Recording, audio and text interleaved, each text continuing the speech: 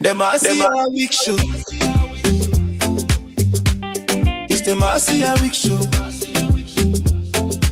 From Barbados to Africa, voices unite. Educate minds, elevate sight. It's the Marcia Weekes Show.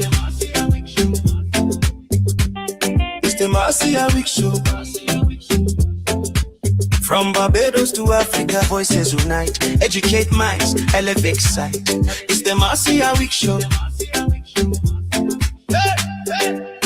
Talk truth, build roots, stories unfold. Motivate change, mobilize is the mode, that's the MR code. Hey, we growing, we know it.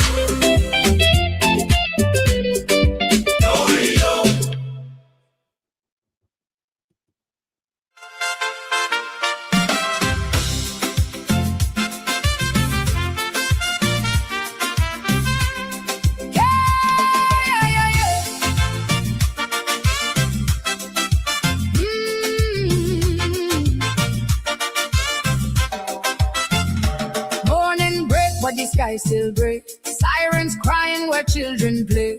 Mama kneel but she afraid to pray. Too much gone and we lose the way. We inherit a sacred ground. Now is echoes and empty sound. Footsteps heavy, no joy around. Tell me, when did we turn this around? Can my country get back its beauty? Blood on the streets, that is not our duty. It's not the dream that the heroes decree. So lift up this nation, please. Lift it higher, don't let it fall. From the smallest voice to the tallest call. If we stand, we could change it all. Lift up the nation, one and all. Hey! Well, no. Hey! Hands once built, now they're tearing down. Kings walking but without a crown. Truth get lost in the noise of town. While the youth them just drift and drown. But a spark still lay deep inside. Buried low but it can't hide. If we stand up with truth as guide, we could turn back this rising tide. Can my country get back its beauty? Blood on the streets, that is not our duty. This not the dream that the heroes decree. So lift up this nation, please. Lift it higher, don't let it fall. From the smallest voice to the tallest call. If we stand, we could change it all. Lift up the nation, one and all.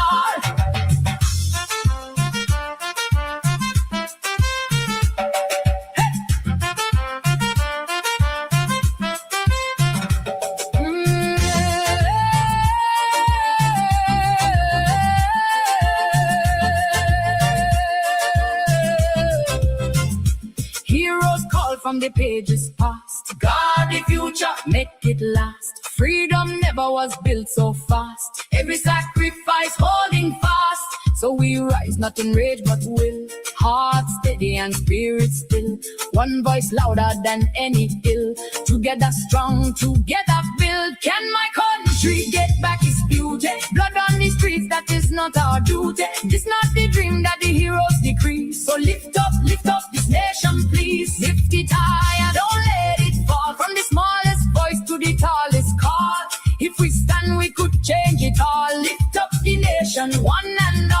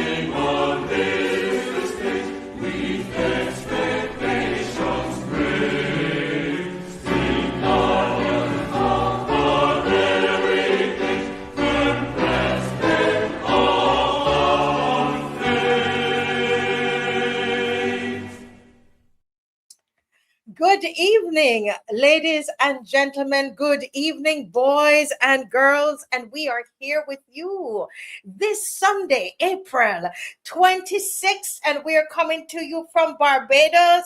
You see, I have in my hand, it is a national flag of Barbados. And you just heard the national anthem of Barbados. And it is a privilege. It is an honor each night to come into your home with you. How are you doing? I know a lot of you put us on the big screen and you're watching us on the big screen. We just want to say, listen, it is an honor. It is an honor. It is an honor to be, in your homes. And we're hoping tonight, as we bring the hard questions, we are bringing the heart. We're coming to your heart tonight. Hard questions. And we asking who is answering. Who is answering hard questions? And these are just some of the things that we're going to deal with tonight. Of course, you know that we have the on the radar, right? We have the on the radar focus, and on the radar focus tonight we are going to talk about this picnic, the picnic that was canceled. We're going to talk about that significant moment, and I'm giving the full on the radar to that because I think it is very, very, very significant for Barbadians, and we're gonna hold that one right there. And then we are going to talk with Stephen Evelyn. How many of you know Stephen Evelyn? He is a vendor who caused the planning and development. They had to run. The police had to run. You remember that?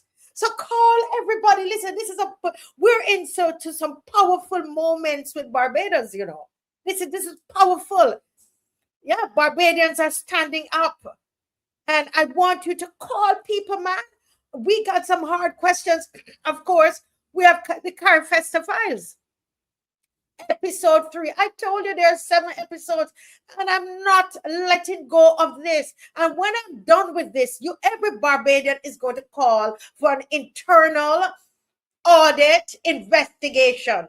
Every Barbadian is going to say, we want an audit. It's either an audit or the police. And then we have Jason Phillips, and he is going to be talking about the transportation woes of the people of St. Peter.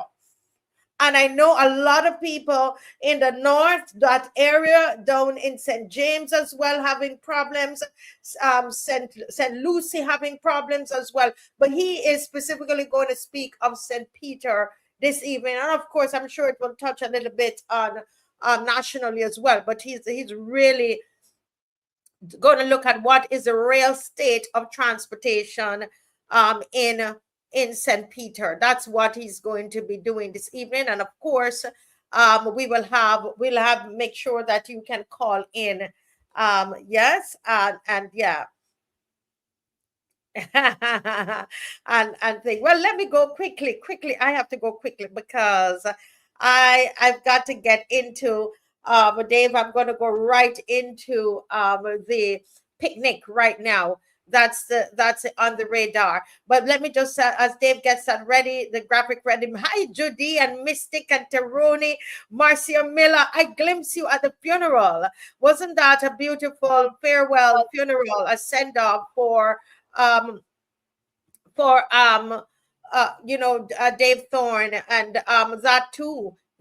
As soon as I get more information, we have lots of questions to ask about that. I'm just waiting my turn because I am ready to ask the questions concerning Dave Thorne, because we want to know. This is not going to go like Pele murder. This is not going to go like the Pele murder. You hear what I tell you? Not as long as we are here. You know that, Lucinda and Carol, Matthew B, Marva Hunt, how you all doing? Oh my goodness. Oh Lord, we need to have something. We need to come together again. I'm missing seeing everybody. We used to see each other at the marches, Jefferson and Iretha and all of you who normally comes. Yes, Calendar, how you doing? How you doing? Charmaine Taylor, how you doing? Shirley. Yes, Lori Bob. Oh, Lori, we're trying. Lori, Dinah, husband, Sherry Berry, Mildred, Ben, Celia Mason, Tyrone. Hey, Tyrone. Sandra Charles and Annette Brewster. Oh my goodness, we have done so many great things together. Beverly and Judith Ann. How you doing, Judith Ann? Thank you for that donation for those young men. That's another thing that we want to put our money where our mouth is. And if you're watching and you want to help those four young men, there are four young men who are trying to do something positive for young people. On May the 2nd, they are in need of 3,000, I think it's $3,600. Dave can write in the chat for me. And I believe if we all, myself, Dave, everybody, I know that Judith has given already. I hope they call you, Judith. I told them to go to collect it. Fanny's to collect it from you. But all of them, they need the funding. And I don't know if somebody's in Barbados. And so that person needs to message me on my phone. I'm going to check if I can say that this person is in Barbados. I'm not giving out anybody business. If they don't tell me, I can say it. So if you're in Barbados and you want me to say you are in Barbados, I need you to message me. See, I'm peeping down at my phone. And if I don't get that, I won't say anything. I'm a big girl, Joyanne Roberts. Hello, Jacqueline.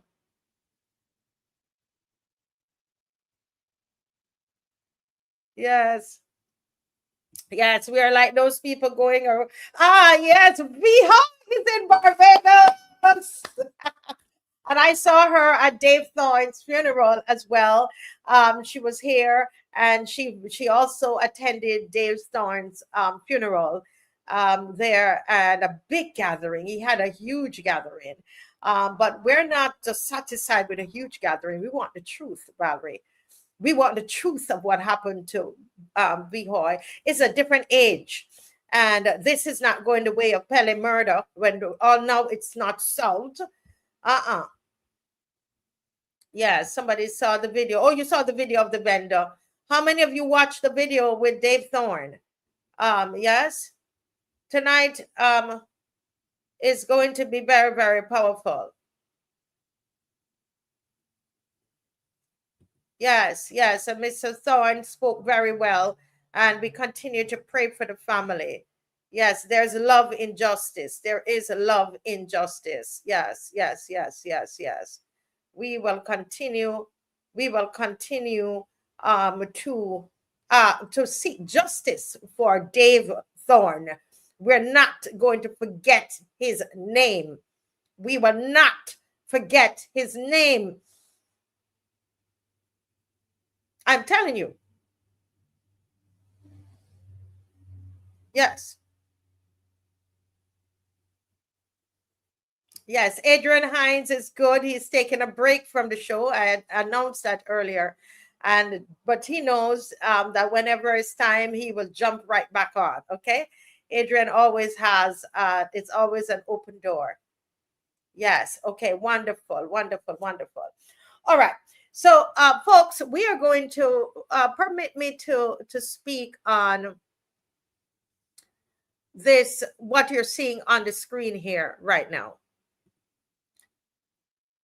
And this is very, very important because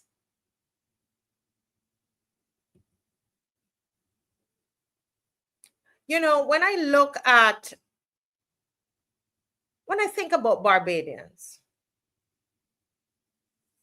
I am told that Barbadians are passive. I'm told that Bajans, they don't speak up about anything, etc. But I want to thank those Barbadians who shared a post that I put up. I put up this post on Thursday. I don't know if Dave can find the one with the black cross in it. I would have sent it to you on Friday. Right? That says cancel this. I put up that post after 7 a.m. on Thursday morning, right? On Wednesday, I spoke about the picnic.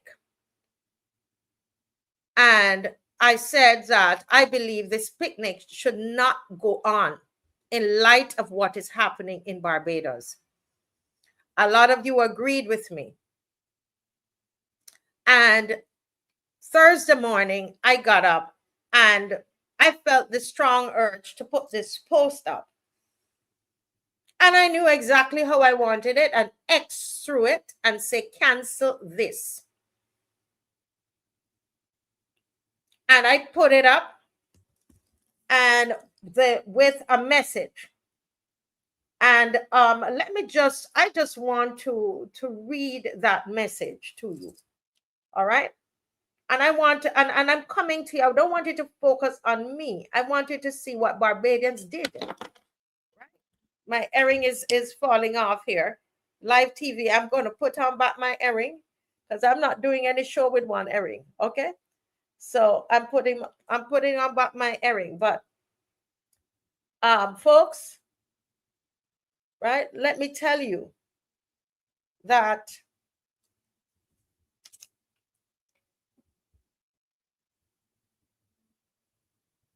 it was interesting to see how Barbadians responded. And that is what I really want to get to. Okay? I wrote a heartfelt plea to the Prime Minister, government, and BLP leadership. This is what I wrote on the Marcia Weekes Show. On behalf of the loyal opposition, Prime Minister Motley, government, and BLP leadership, if there is a moral compass guiding leadership, cancel this event. Barbados is hurting.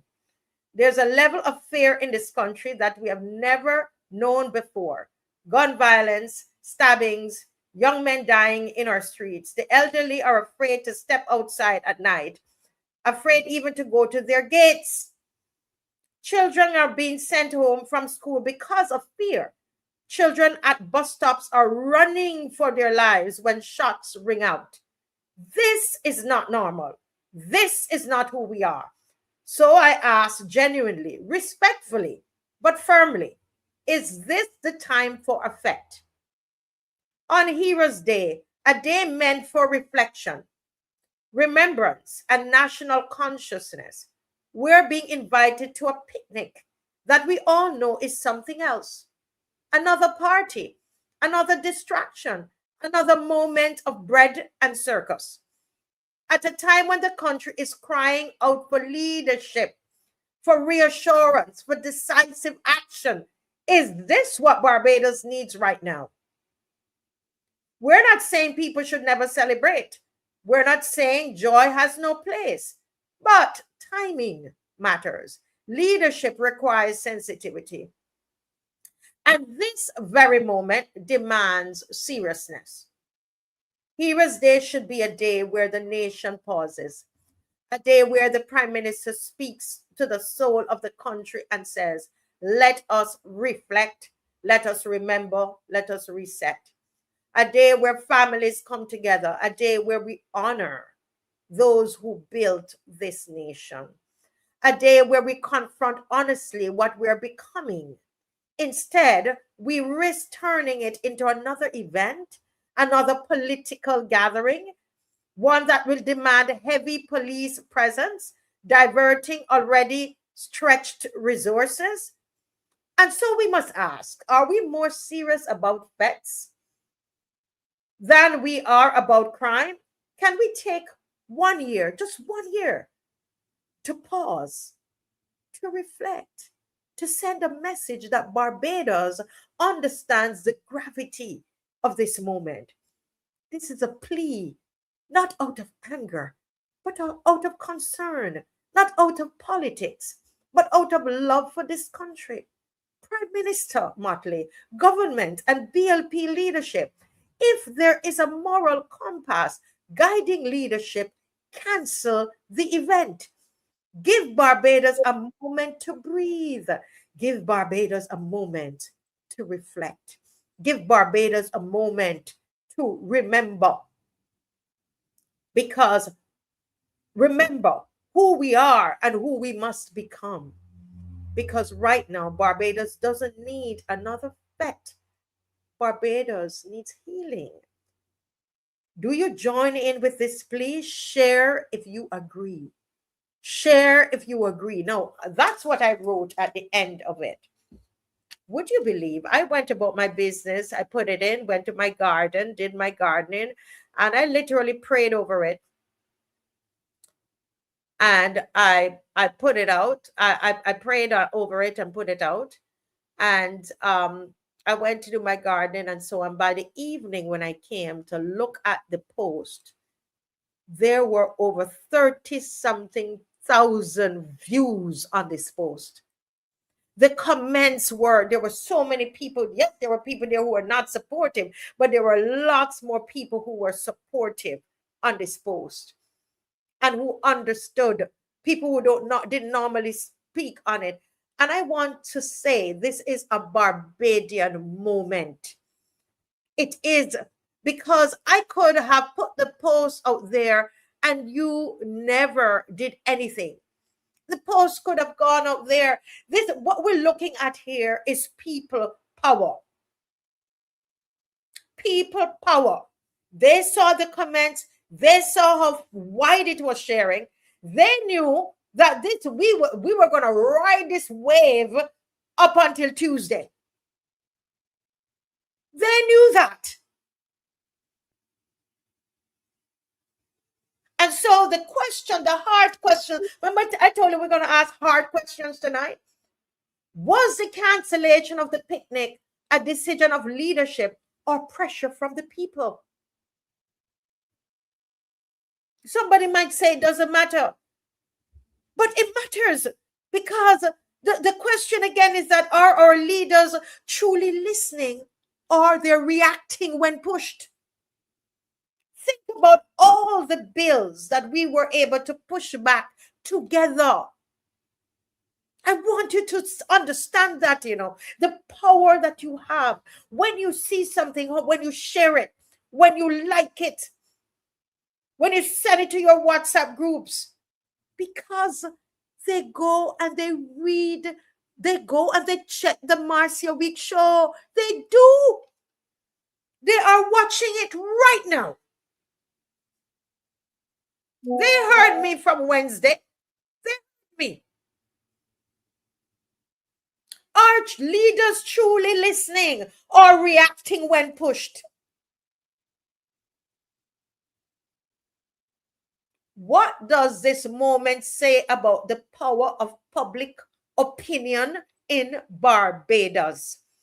I told you we're going to ask the hard questions. What do you think? Use the comment section. What does this moment really say to us about the power? Yes, pressure from the people. Pressure on their own. They could not have come up with this on their own to know this has to be canceled on their own. They had to wait for the people. Right? They had to wait for the people to push. Barbados, I want you to see this, How many of you catching this? How many have been watching what is going on? The bigger the public outcry, the more they're going to have to drop what they're doing against us. You don't want that data center you don't want the data center in St. James? Well, pressure them. Pressure them, Barbados. Don't matter the people, don't matter the party. If you're watching me from the BLP, join and pressure them. That is the only way out we have. That's all we have. You hear me, guys? Why did it take public outcry for action? Before 24 hours because they knew, they saw the trajectory of that post. Near 40,000 people. And it wasn't 24 hours yet. Near 40,000 Barbadians viewed that post. You hear what I tell you? They knew that if they went down there and something happened, oh my God. And I am hearing, I did not confirm this. It's not confirmed. When it's confirmed, I'll tell you. But I'm hearing this from a good source that there was possibly going to be a bloodbath down there, truly painted red. But my question to Barbadians, and you know, I thank God for Mr. Alwyn Bob. I can't wait for him to be able to get back on the show. He asked a very important question, Barbados. Please, can we just elevate this from beyond the picnic? And I want you to write in the comment section everything that we were able to accomplish together. I want you to write it in the comment section. So this got canceled because of you. I could have written the post and nobody took me on. But nearly before, I know right now it's about 50,000 Barbadians have seen this post. 50,000. That it was going like mad. Because people, it was resonating with people. And you are the ones that make it happen. You comment. You are bold enough to comment, not just share, but to comment on Facebook. And I just want to say, take a bow, Barbados. But as you do that, write for me all the bills that you remember that were pushed back, were changed, all the victories that we've had. Write it in the comment section. Because we need to understand and to ask this hard question. What other issues require the same level of public pressure to be addressed? What other issues require the same level of public pressure to be addressed? Barbados, we are way more powerful than we ever could imagine. We are so powerful. You know, another thing that I noticed, Pedro and Jacqueline and everybody, did you all know? I just didn't know. I did not know that April the 27th was being celebrated by the BLP at their annual Heroes Day picnic. It's not Heroes Day. It's not, I mean, I always knew it was a Heroes Day, but did you all know that Grantley Adams' birthday is on April 26th? Laugh at me if you knew. I didn't know. It was a comment from a BLP person who said, allow us to celebrate our hero. And you're telling me that our prime minister is using the day to she was using the day to celebrate one national hero? April the 28th. Yes, 28th. Thank you. Thank you, Kimte. Thank you, Kimte. Kimte, you're listening good. Thank you all. Love you all so much. Thank you for that correction. Huh? How? Huh? So what happened to the other 10? I don't get it, you know.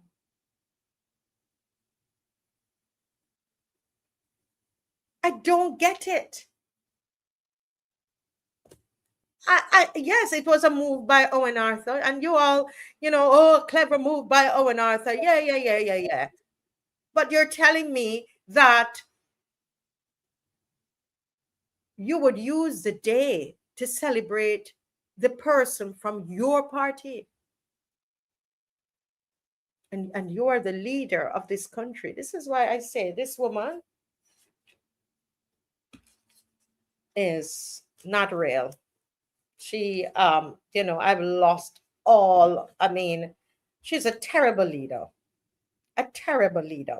Yeah, I'm saying it, and I know you all watching. Go back and tell her. Go back and tell her. Very bad leader.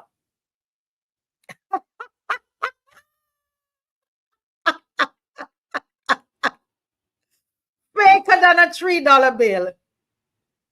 Faker than a $3 bill. She faker than a, let me make this bill bigger.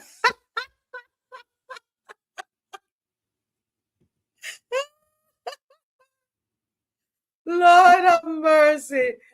Faker than a $3 bill. Anybody out there ever seen a $3 bill? She is. Anybody ever seen a $3 bill?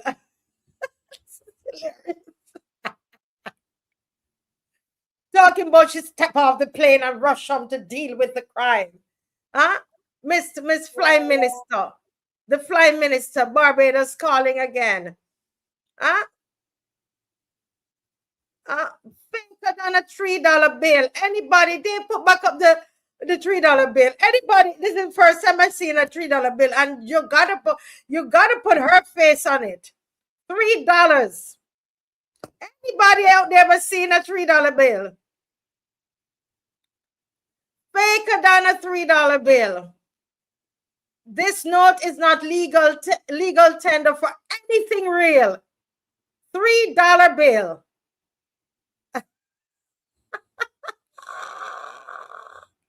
But I step off the plane and rush home to deal with crime. We're going to talk about that a little later in the program. We got to talk about that a little later in the program tonight. Yeah.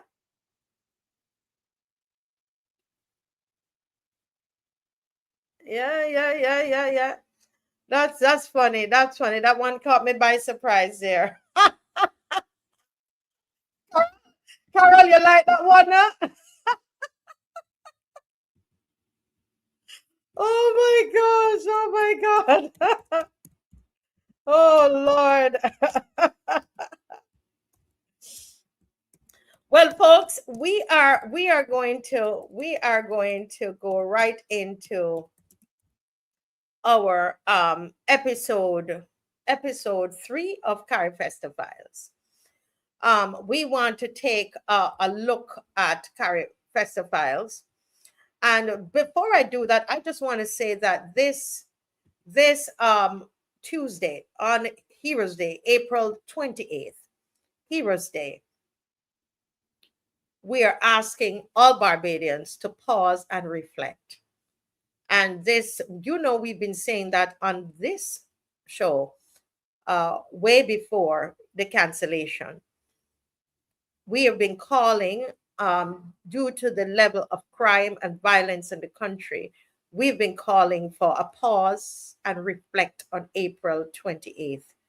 And at 6 a.m., we're going to have, actually, this channel is going to be open. With the Marcia Weekes Show will be on. Africa Bridge TV network will be on from 6 a.m. to 6 p.m. We're going to have prayers. We're going to have speeches. We're going to have a full day of meditation, of quietness, of introspection on this channel. And I'm just, getting everything organized for those of you who are home. And you can just put it on, or you can just turn off all devices and just be quiet on that day. Those of you who want to turn it on, turn it on. If you don't want to go to the beach, sit down, look out, on the sunrise, on the sunset, and connect with your inner being, your inner self. Connect with God. Be still. Reflect. Pause. But try come home before night because you don't know what will happen out there. All right. So yeah, Dave, just move that off the screen. I don't even want to see. I don't want to see them. I don't want to see them. They are, just a complete disgrace. So I want to leave that with you, okay, folks, that on the 28th, Heroes Day, that's the day of reflection. Please take the time and with your family and reflect, spend some good quality time together. Okay. Yeah. All right. So folks, let's go into Carifesta because you might ask yourself, Marcia, why you keep, I have to stay on this. The problem with me is that what I studied, I did film. I didn't study film at all. Right? I didn't study film. What I studied is accounting. And when it don't add up, it just does not add up. Haven't practiced accounting in Barbados, but that's my background. And as I analyze what the figures, why you people asking me for the fake $3 bill? You all are something else, This person, where's this person from that asking me for that that $5 bill? The person is not even in Barbados. Oh my Lord. You all are funny. You all love all this bacchanal, That's funny. But anyway, let me get back to the serious matters here, right? And Dave, you can check your WhatsApp soon. But folks, I can't help but look at these numbers because something is not adding up. I am telling you. And when I'm finished in this segment tonight, folks, you're going to see for yourself. You're going to see for yourself. Because I spent this part of this week calling around and talking to people, right? And as you know, I have connections in different islands. And what I'm seeing is just not adding up. Not at all. And so I want to spend the next 20 minutes. And I don't want you to say, well, we heard about that already. That's the problem. Right? That's the problem that we have. When we say we've heard about that, we're on Carifesta again. You see, because some of you who come on here, you're not about anything serious, You want me to show you that $3 bill, right? But you're not really serious about real change. And when people like myself, Maxine McLean and others, and Glenn Murray, and all of us, we come on, everybody, we've done our research, we come on, we mean serious business, So tonight is the $5.8 million question that we are looking at. We focus in on one number. And if you're like me, I like to write things down. That's me.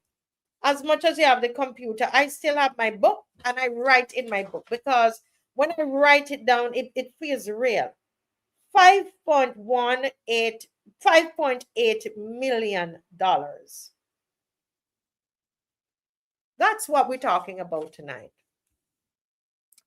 This is the amount that was reportedly allocated to accommodation, to airfare, and per diem.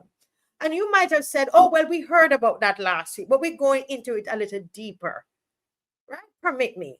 And if you didn't share this live, share it. And those of you watching from the government, please watch and take notes, because we're not going to leave this alone. I am telling you, we are not leaving this alone. We're going to write songs about this. We're going to come up with memes. We're going to flood social media with this. You're going to have to answer. We have some hard questions for you tonight. Accommodation. So if you're writing under the $5.8 million, just write accommodation. As I'm writing this, I think of Miss McLean, who is not here with us right now. She's not able to join us. She's doing a special job, but I can't tell you about. So she's not with us. So you're not going to see her for this week at all. Accommodation, airfare, and per diem. All right. And we have to ask for whom? Who do you think would need accommodation, airfare, and per diem?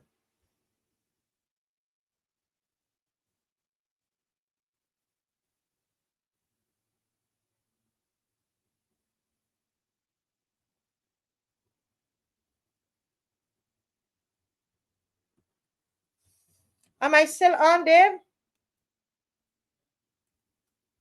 I'm not saying myself.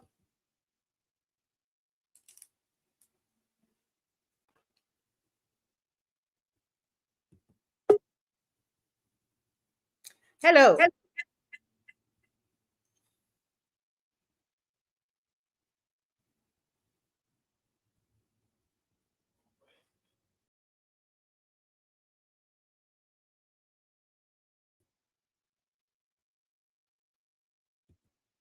Hello.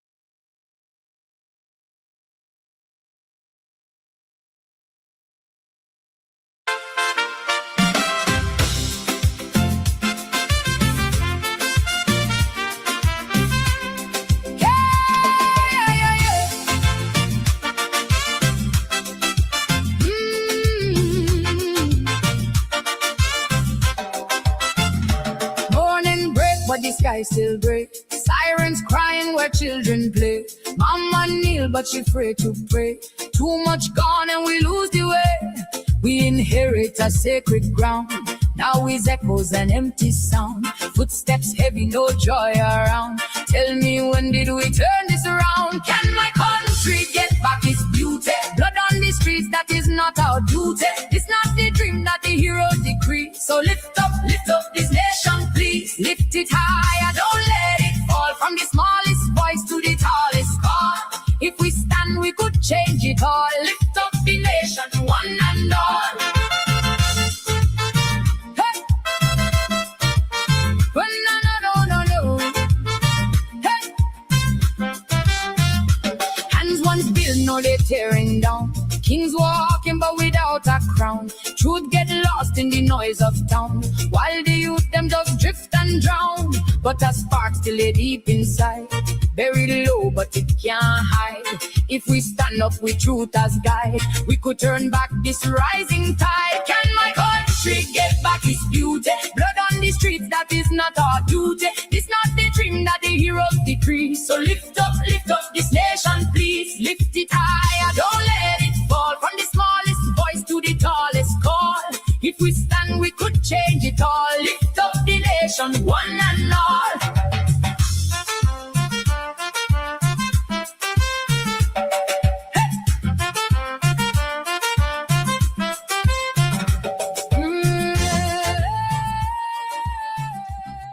Listen, folks, I told you it's going to get hot. They have started, Dave and I, my husband is trained in information systems, right? That's what he does. He's a systems analyst. And he told me today, Marcia, they're into my computer. And here it is. You believe that? They're trying to block me out of StreamYard. They don't want me to talk. Listen, share this up for me now, please. Will you pause and share? If you have not shared this, because I know I am onto something with this Carifesta thing. I know I am on it. I know it. Anybody who does accounting is going to see the red flag. They either need the internal, they need an auditor or the police.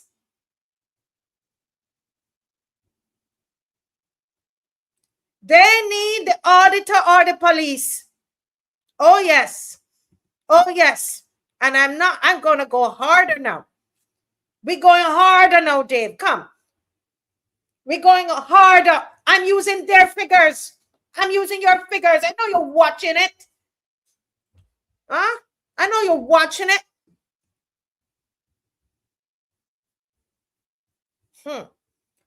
But we're going back. We're going back to where we were. You sharing the live? I giving you half a minute to share.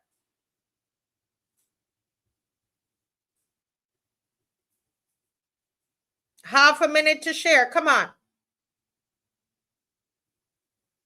$5.8 million. Barbadians, you don't have to go to study now accounting to know something around $5.8 million. That is the amount reportedly from them.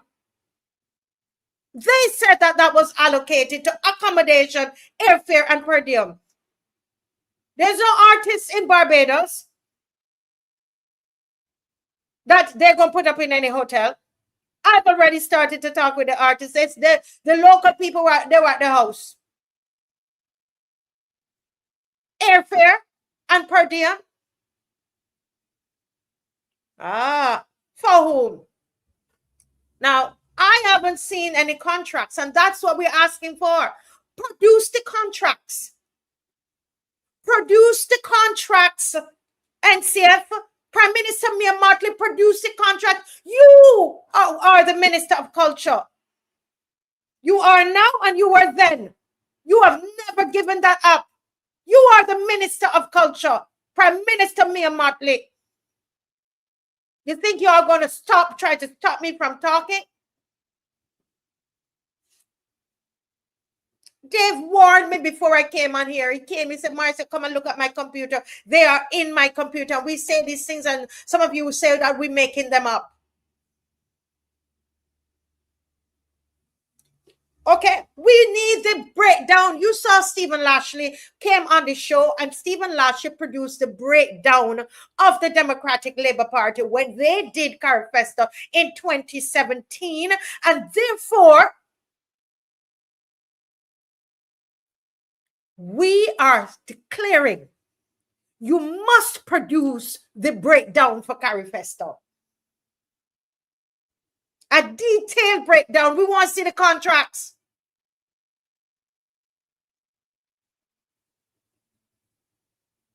So I use the publicly available information. I did a research on every Carifesta that was done in the Caribbean region. I did it. And I didn't just do it this week. I started from a way back.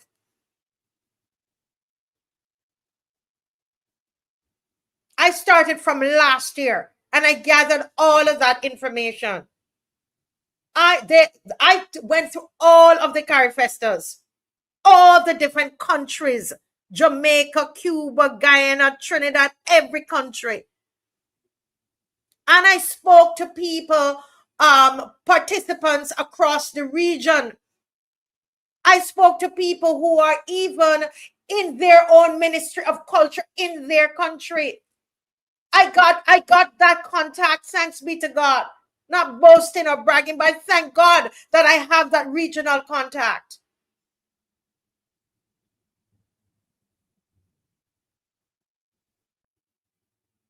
Now, this is what I have found. This is what I have found, Barbados. And they're not going to stop me from saying it. Carifesta has been built on a simple model. A simple. I even spoke to someone who has been to 12 Carifestas out of the 15. From his country would have sent him to 12. Carifesta has been built on a simple model. Countries send their delegations. This is truth. Let the government come out and tell me I am speaking wrong. That I'm telling lies and propaganda. I'm not fake. You faker than the $3 bill. Is your Minister of Culture faker than the $3 bill? Countries send their delegations and those countries cover their own affair. Barbados, listen. So you see all of those delegates that you saw here from the different countries, they paid their own airfare. Barbados, the near 80 persons that were here from Bahamas, all of the delegations, and I think, did I say 80 or is it 180? I can be very wrong on that figure. But they had the largest delegation. I went to the performance there at the Carifesta Village. They had a large delegation. They brought in containers. Their country paid for everything. They stayed at the hotel there and their country paid for everything. Trinidad came and their country paid for everything. They pay not just their own airfare, Barbados, their own accommodation and their own per diem.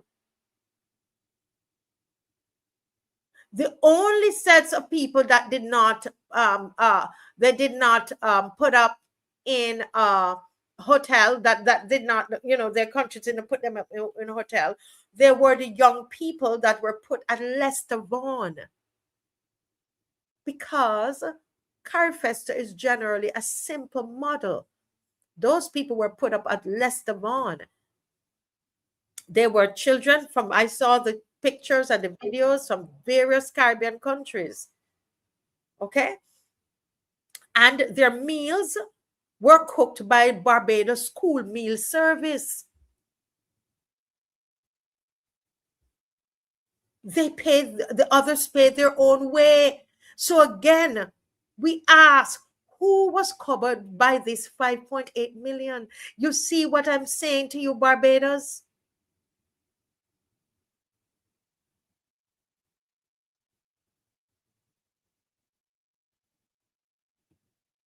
They did not pay for those from Trinidad. They did not they did not. I tell you, we need an investigation. We need an audit. It's either the police or an audit.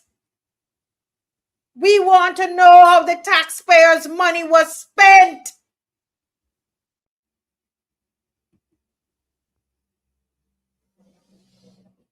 Now, who was covered by this 5.8 million?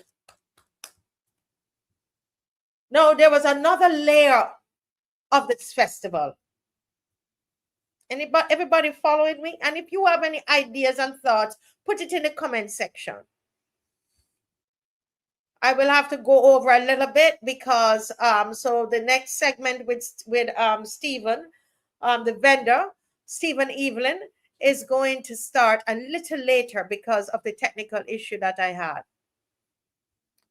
This Carifesta included internationally recognized premium level guests. Ava DuVernay, she is a filmmaker out of Hollywood. Alvin Ailey, American Dance Theater. It's not 2 or 3 dancers. Michelle Montana, who travels with his band. These are not emerging artists. These are globally established acts. So I want, pray tell me, why were these people invited? One of the Bahamians said to me, well, they were here. But we thought this was all, this is supposed to be something Caribbean and so on. What is the Alvin Ailey doing here? What is Ava DuVernay doing here? They're Black people and we love Black people.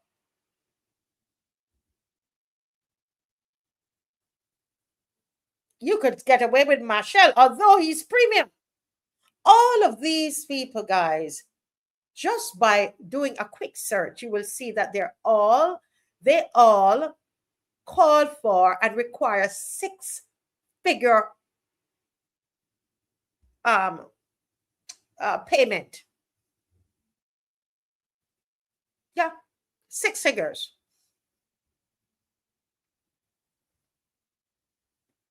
Because they're globally established acts. 6-figure fees per engagement. Alvin Ailey, as far as what I saw, they danced twice. Now, it's not just a fee. It's not just a fee. This is what I'm telling you. These people are reckless. The Minister of Culture was reckless. Reckless with the money, the people's money.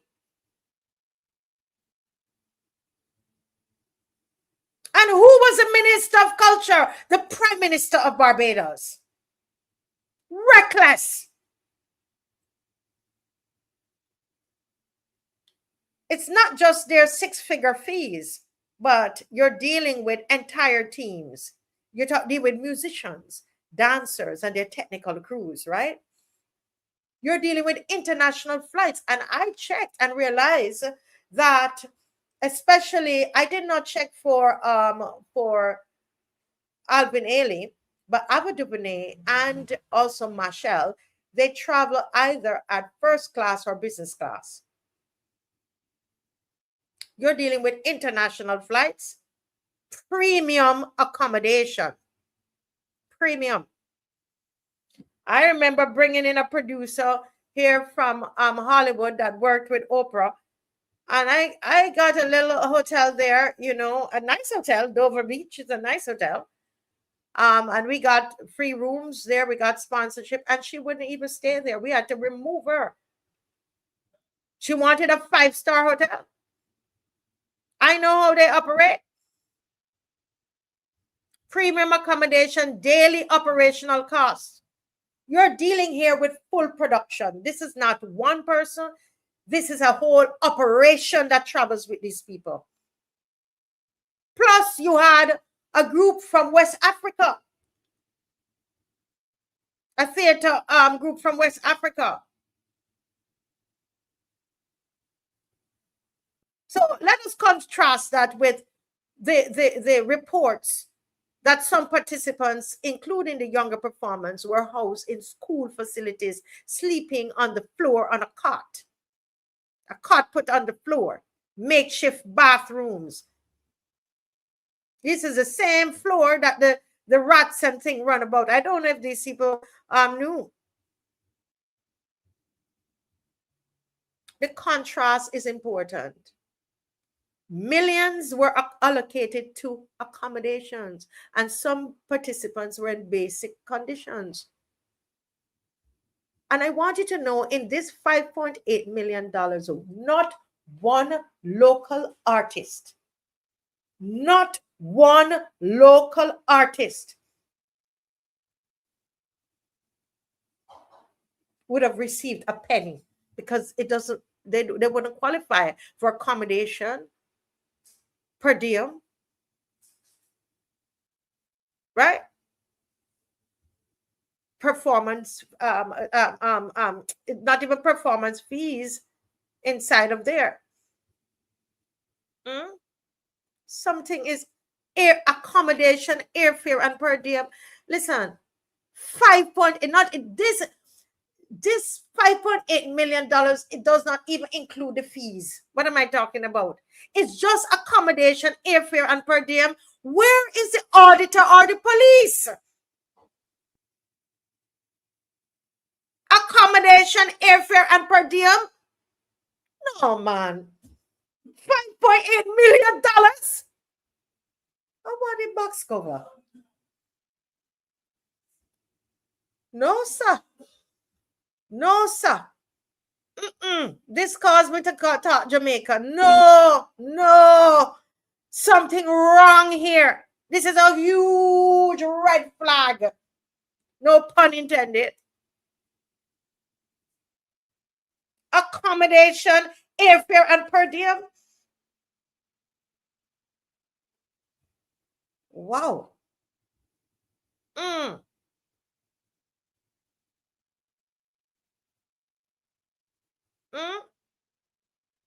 When majority of this performance was by the regional performers, right? And the Barbadian artists. This is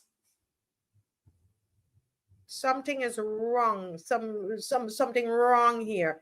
Drastically wrong. Something drastic. Something is padded. That amount is padded.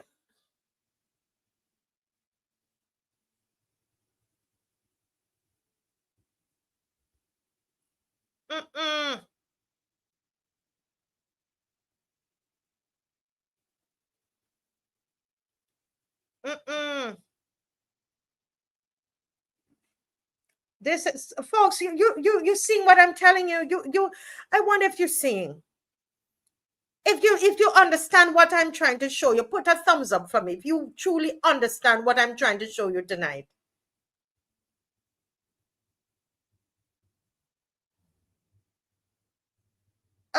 This is stink. This is stink. There's a fish here. Fishy. Dead, something dead here, so.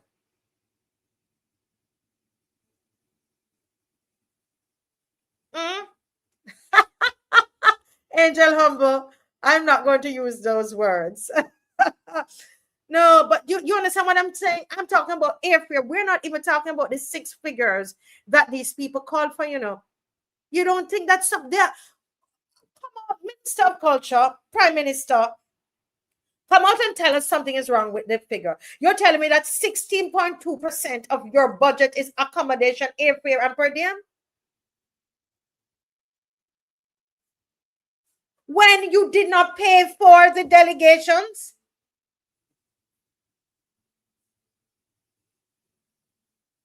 Oh, wow.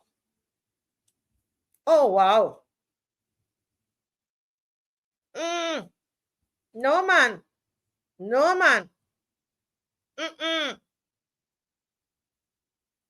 Oh, my God. listen, all we're asking you is to say, who was it spent on? Or did you make an error in this figure? The figure you put in the newspaper, was it an error? Can you come out and say it's an error that you spent 5.8 million just on accommodation, airfare, and per diem? And I'm so sorry that next week I will show you what I think we showed you last year, last Sunday, because we do the Carifesta Files on Sundays. What Stephen Lashley, what they spent on accommodation, which is going to be a fraction because of I mean, small amount it was, because the model of Carifesta, I am telling you this as a fact, host countries pay for their people. When Barbados is going to Carifesta, Barbados, when the dancers and actors and singers are going to Guyana or Trinidad or Jamaica, sorry, or Cuba or Haiti, Barbados then pays for accommodation for Barbadians, pay for their per diem and their travel. So who did you spend the money on when you are the host? No.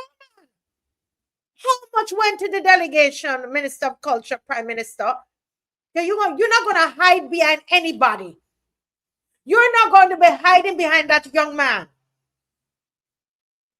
And Chantel Monroe Knight. You are the Minister of Culture, and all of the production was put under the NCM. So you and Carol Roberts need to answer the people them about the money.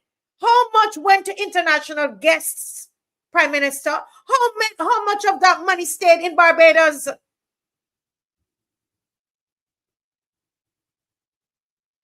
If millions were spent and the people cannot see clearly how, the public deserve answers. An auditor or the police. The 5.8 million question remains. For whom?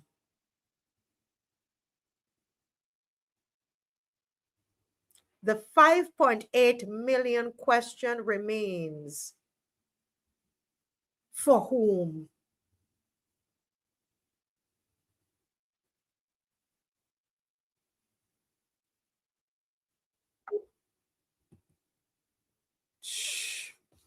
It's crazy. It's crazy, people. It's crazy. I see the thumbs up of people saying they understand what's going on. So you're telling me that the performance fees for these people are not included in that 5.8 million. My God. 16.2% of the entire budget. Really? Really? Really? No wonder you all want to turn off my thing tonight and create problems. You don't want me to talk.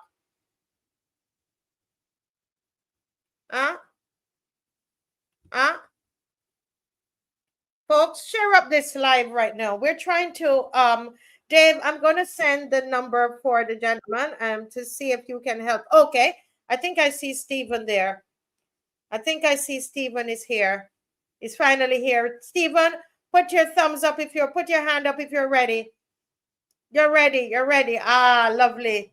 Oh, lovely, lovely, lovely, lovely. So, all right, folks, as we're switching out of this here right now because my head is hot. I tell you, my head is hot because I know I'm onto something right here. I know it. And they know it too. They know it. Listen, we continue with hard questions, all right? So some of you would have seen a video. And Stephen, Dave, if you have it, you have the video with that vendor. Stephen, I'm going to introduce him, and then Dave, do you have it ready there? All right, so Dave is going to get that ready while we bring Stephen in. Good evening, Stephen. Yes, good evening. Good evening. Yes, sir. Yes, sir. It's a pleasure. Yes, please. It's a pleasure. It's a pleasure. The pleasure is all mine also too.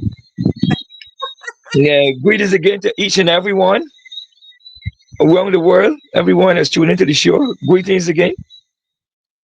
Yes, please. Yes, I was just enjoying your dear. I was just enjoying your conversation there. I really, really enjoyed it. That's the truth. And this is what we want. This is what we really, really want. You know, but Yes, sir. Yes, sir. Yes, sir. Well, I have to say that I am so proud of you. And not just me, but Barbados is proud of you, of yes, what you have done. And I observe for the people who did not see, I don't know where they would be if they have not seen that video. I want you to, as quick as you possible, as quick as you could, tell us your story. What happened? You were out there selling you have a stall, right? Tell me, what do you sell at your stall? I sell yams, potatoes, edibles, cassava, walnuts, Oh, cabbage, carrots, sweet peppers, beets, okras. All the vegetables I sell. I sell there. yes. Yes, Okay, please. wonderful, wonderful. So you sell Right. you sell all of those produce, and I tell you, I love that. So I definitely I after I was driving, we were driving there on Saturday, and I passed and I said, Dave, that's Stephen. Yes, please. You Yes, were please. selling, and I saw tourists were buying from you right there, and so on. So how long have you been selling there? Well, I was selling it for since November, the ending of November, after the problem the problem that I had with the airport. But before that, I was selling there during the COVID time, Yes. right? In COVID time, I was selling there. So then I went back to work at the airport. So when I get cassava and sweet potato, I would usually take a little spare time because I don't only sell them all the time. But I am there now, permanent now. You know? Ah, yes. Yes, please. And how has business been going?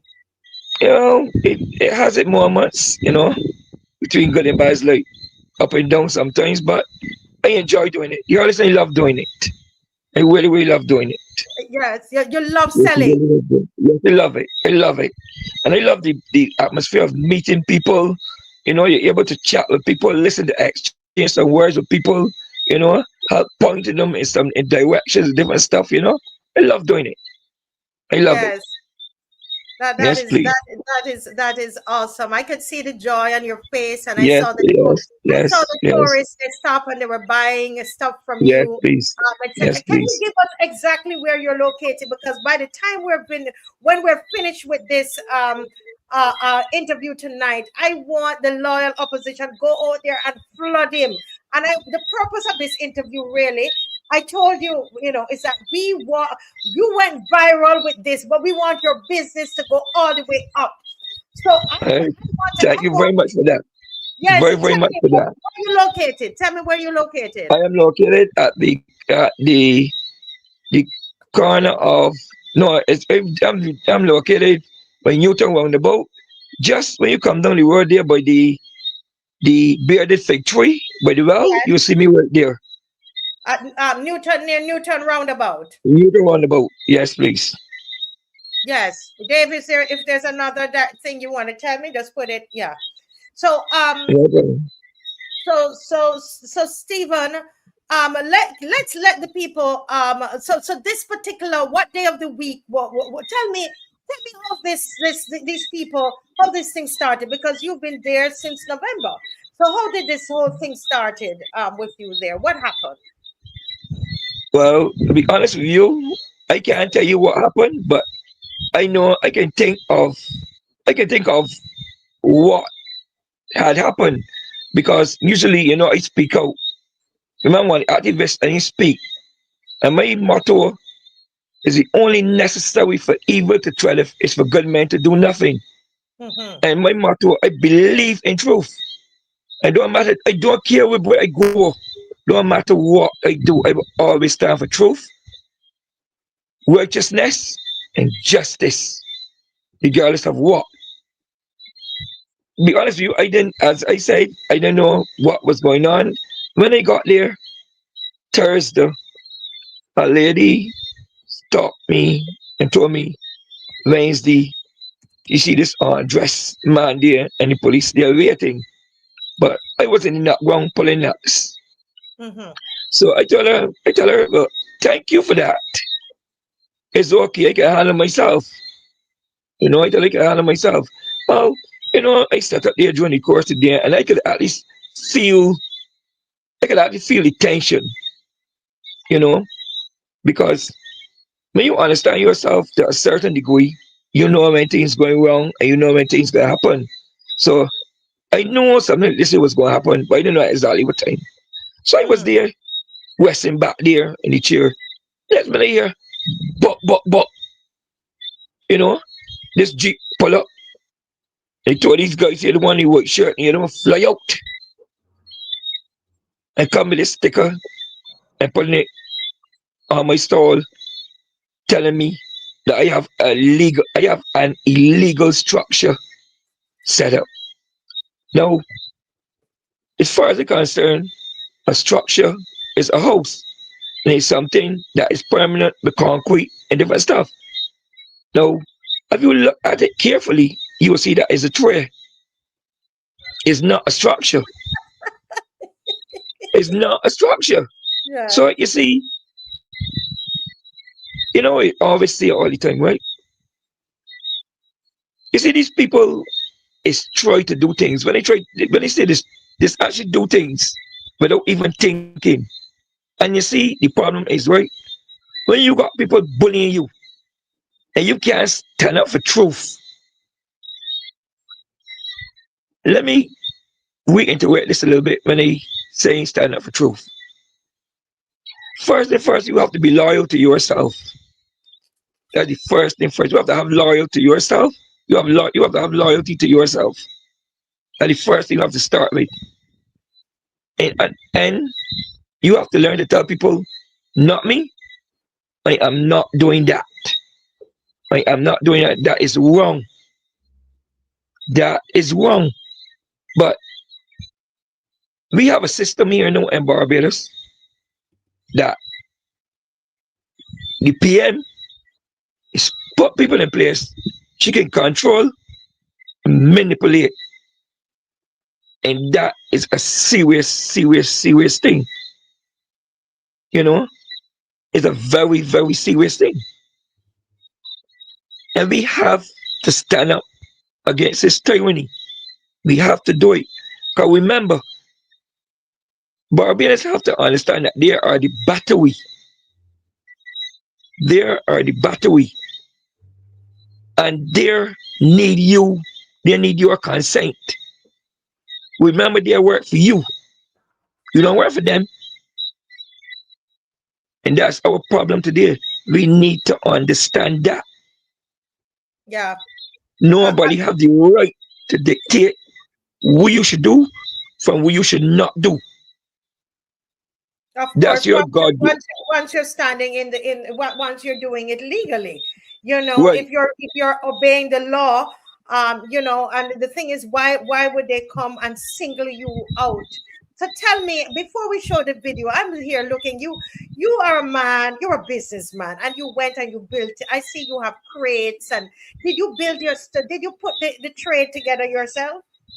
Yes, I put it together myself. I just put the crates and just put the table, the plywood on top of there, so to stop the people from going down inside, because some people just want to go down inside and it's risky, so you don't want anybody fall down and stuff like that. And when the wind fall, and that's one of the reasons why I push it back off of the highway, that when people are able to drive straight down and pick up what they want, and we pull one side and pick up what they want, so that we not have the highway block up or the traffic block up. Man, anyway, that is the reason why I even drive my van and carry further down and leave all the room there for people, because I understand business and I love people. And you got to look out for your people regardless of what. I love my people. So in doing this, I do not want my people to get hurt. So I always look for the best way, the best solution. That's why you put up the tray. You made a Right, large well, right. and you put Right, up this tray. So why are they right. saying that it's a illegal structure? Well, I don't know. I don't know. I don't know why they're saying that because it's not a structure, it's a tray. So when actually the guy from Town Country Planning, I think he need to go and do his research. Because he have to differentiate between a tray and a structure. Mm-hmm. You know? He have to differentiate that. Yeah. And you know, it's I'm here. Somebody said that, you know, they probably thought that you know, that sometimes people see vendors there. And I don't know why they would think in Barbados that all vendors are uneducated. You seem like a very educated man. Yes, I am, because trust me, I really do my research on everything. Everything I see, everything I do, I usually do my research. You know? Yeah. And what I don't know, I have one or two friends that is very, very, very educated in the field. So they guide me. Yes, You know? yes, yes. Well, They let's guide me. watch we're going to watch the video in two parts and go back and talk. So, Dave, let's watch a part of this video right now.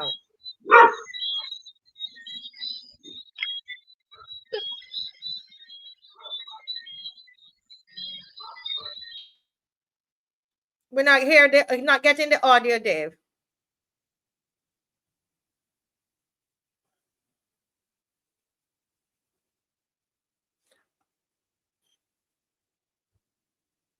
Okay, so we're just working on that video to make sure that the audio we can hear, everybody can hear.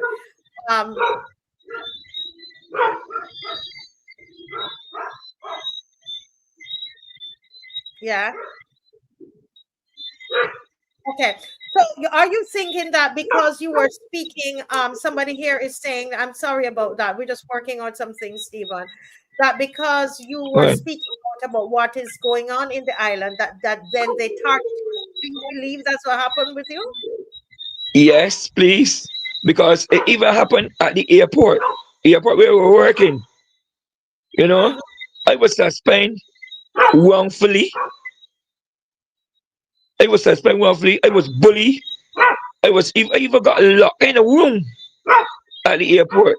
And this year happened on August the 7th. I was on a vacation there. So we're going to So I say went to that the airport. these are allegations, okay? These are allegations. So you're alleging that you were treated badly at the airport.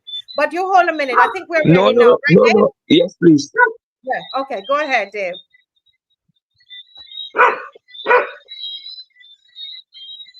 Well, we're not hearing it. Are you hearing it, Stephen? Not yet, not yet, not yet. Yeah, for some reason, yeah. Stephen Evelyn, are you on there, miss? Mr. Walker, yeah? No, no, no, no, no, no. You're talking to me. You just gotta come. You just gotta come. You just gotta come and do this here. We got your phone too. You can videotape too. Oh, we can videotape. Oh, we can.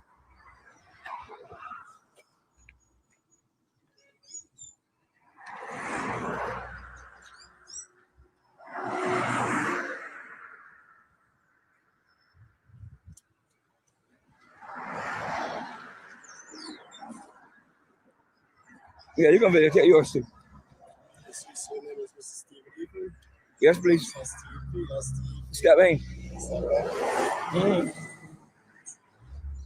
We don't force a notice on your property as relates to the structure that have been right. Take note of the structure. Yeah. And use the left hand. All right, 1 minute. October 11th. No, let me go back. October 11th, 2021. Barbados moved from under the monarchy to a fair republic. We're moving. Cat 289. The highway code. Cat 295. Representing the Traffic Act. Cat 378, which represents the lawyers. Section 79B, 79C, which will give me a fair hearing at the Caribbean Justice Report. Right? a Barbados police service operating under a Royal Barbados with the first constitution, treason at the highest. Before you need to do this, you need to go and bring me a constitution. Because you have no legal authority doing nothing that you are doing here now. Hi, sir. So, notice is there? No legal authority you have and doing nothing like this here. All right, sir. No legal authority. All right, thank you, sir. No legal authority you have. Right, so that's the right to... I don't have no way to do this because of the rights. You cannot talk with the rights because there's no rights in Barbados. Now there's no laws, now there's no crimes. There ain't nothing so. You are committing fraud and treason at the highest in this country, Mr. Walker. You are committing treason. This is treason at the highest. This is treason. Treason at the highest. This is treason at the highest. Look. Do it. You are committing fraud. You are committing fraud. Huh? A Barbados police service operating under a Royal Barbados with the first constitution. They're fraud at the highest. Fraud.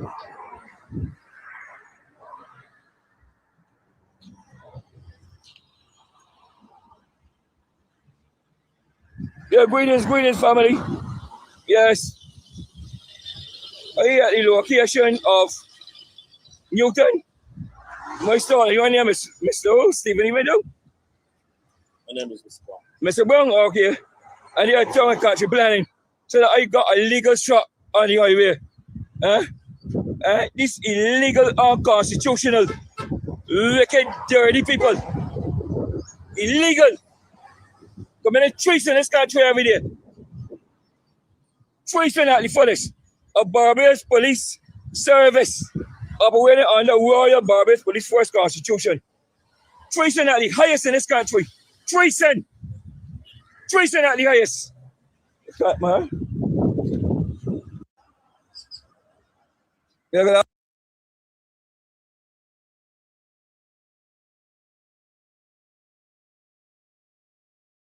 But listen, Stephen, so Stephen, what was going through your mind when you were doing this? You weren't scared that they might lock you up? I have no fear. You were muted. You weren't scared they might lock you up? I have no fear. You had no fear. I have no fear. Why is that so? Why you have no fear? Because why you don't have any fear? Well, be honest with you, all of my life, I always stand up against tyranny. Yeah. Back down in I think it was 2000, between 1996 and 2000, we had problems in Bridgetown with the police. You know, every time it's torturing vendors, checking them up, carrying the vegetables, charging them, and what's not. Me and about 40, Alexander, me, and about 5 of us formed the committee Barvan. I was one of the members of Barvan. So we had meetings with, we even had a meeting with Mr. Wood. Evelyn, he came to us, Anthony Wood, and he had a meeting down behind the market. Mm-hmm. But he had a meeting down behind the market with us outside. So we tell him, well, this is not acceptable. So you can have a market, you can have a meeting outside with me behind this market. So we walked off. So then we had different meetings at different parts, different entities. But then we had one directly with Mr. Owen Seymour Arthur. And Owen Seymour Arthur said, if you get all the vendors come together on your umbrella, I will be able to give you permits for all of them. And yes, it happened. So he gave. So Owen Arthur gave you. So Owen Arthur felt that it was necessary to have a meeting with you all. Yes. But he said if all the vendors come under one umbrella, right? He have no problem with that. Mm-hmm. Because in other words, people got to eat, people got to make a living. I mean, don't care where you go through this world. You see a vendor on the street, vendor on Correct. the highway. Don't give a U-turn. So I don't, you see, here, right? People always try to paint a a fake image to the world. What is that Like for fake? instance, Mhm. like for, like for instance, the guys that is selling coconuts there on the highway, you see how by Gildan. You remember these people move the coconut vendors and carry them and put them further down the corner up top the hill there. Now the Yes, sir. coconut vendors told me Yes, I've seen them. when they move the coconut vendors, they're getting them 2 tanks so they can cut the coconuts under. You know, since then, the tanks have removed and then coconut vendors got cut them coconut in the outside in the air. What is the health inspectors and Barbados doing about this? Now you give the people tanks, and turn around and take them back. That ain't fair. That is not fair at all, at all, at all. Ain't fair. Now you move these people, you give them tanks, and turn around and boom. So you see, as I tell you, these people love to put up a show to the world. They can do this here, and remember the media can come and take pictures going all over the world. Oh, this is a good job. And a week or two later on, everything gone back to normal. Because Yeah. you have to understand something, right? This crew in charge doesn't care about no one Mm-hmm. but Yeah. themselves. Yeah. And that Barbadians have to understand this, They don't have you, listen, they do not have us at heart. Like, not switching all over. One time I talked to one or two of my friends, they always say, but Barbados chief crop is Mary Massey. Do you know Mary Massey's met up? Mia You Mossy know that? Mary Massey's met up. makes rope. Makes up. Oh, you mean the tree? You three make up. Uh-huh. Okay. So why can't you invest in a machine to come in? Because you see how much money Master Trees you got?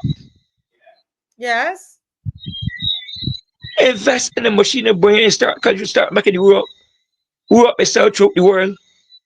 Oh, so Mia Mossy tree can make rope. Rope is made rope. And Oh, these know wow. this, These know this. He's so strong, man. Master Trees. Yes. I Oh, mean, wow. and these people know this here.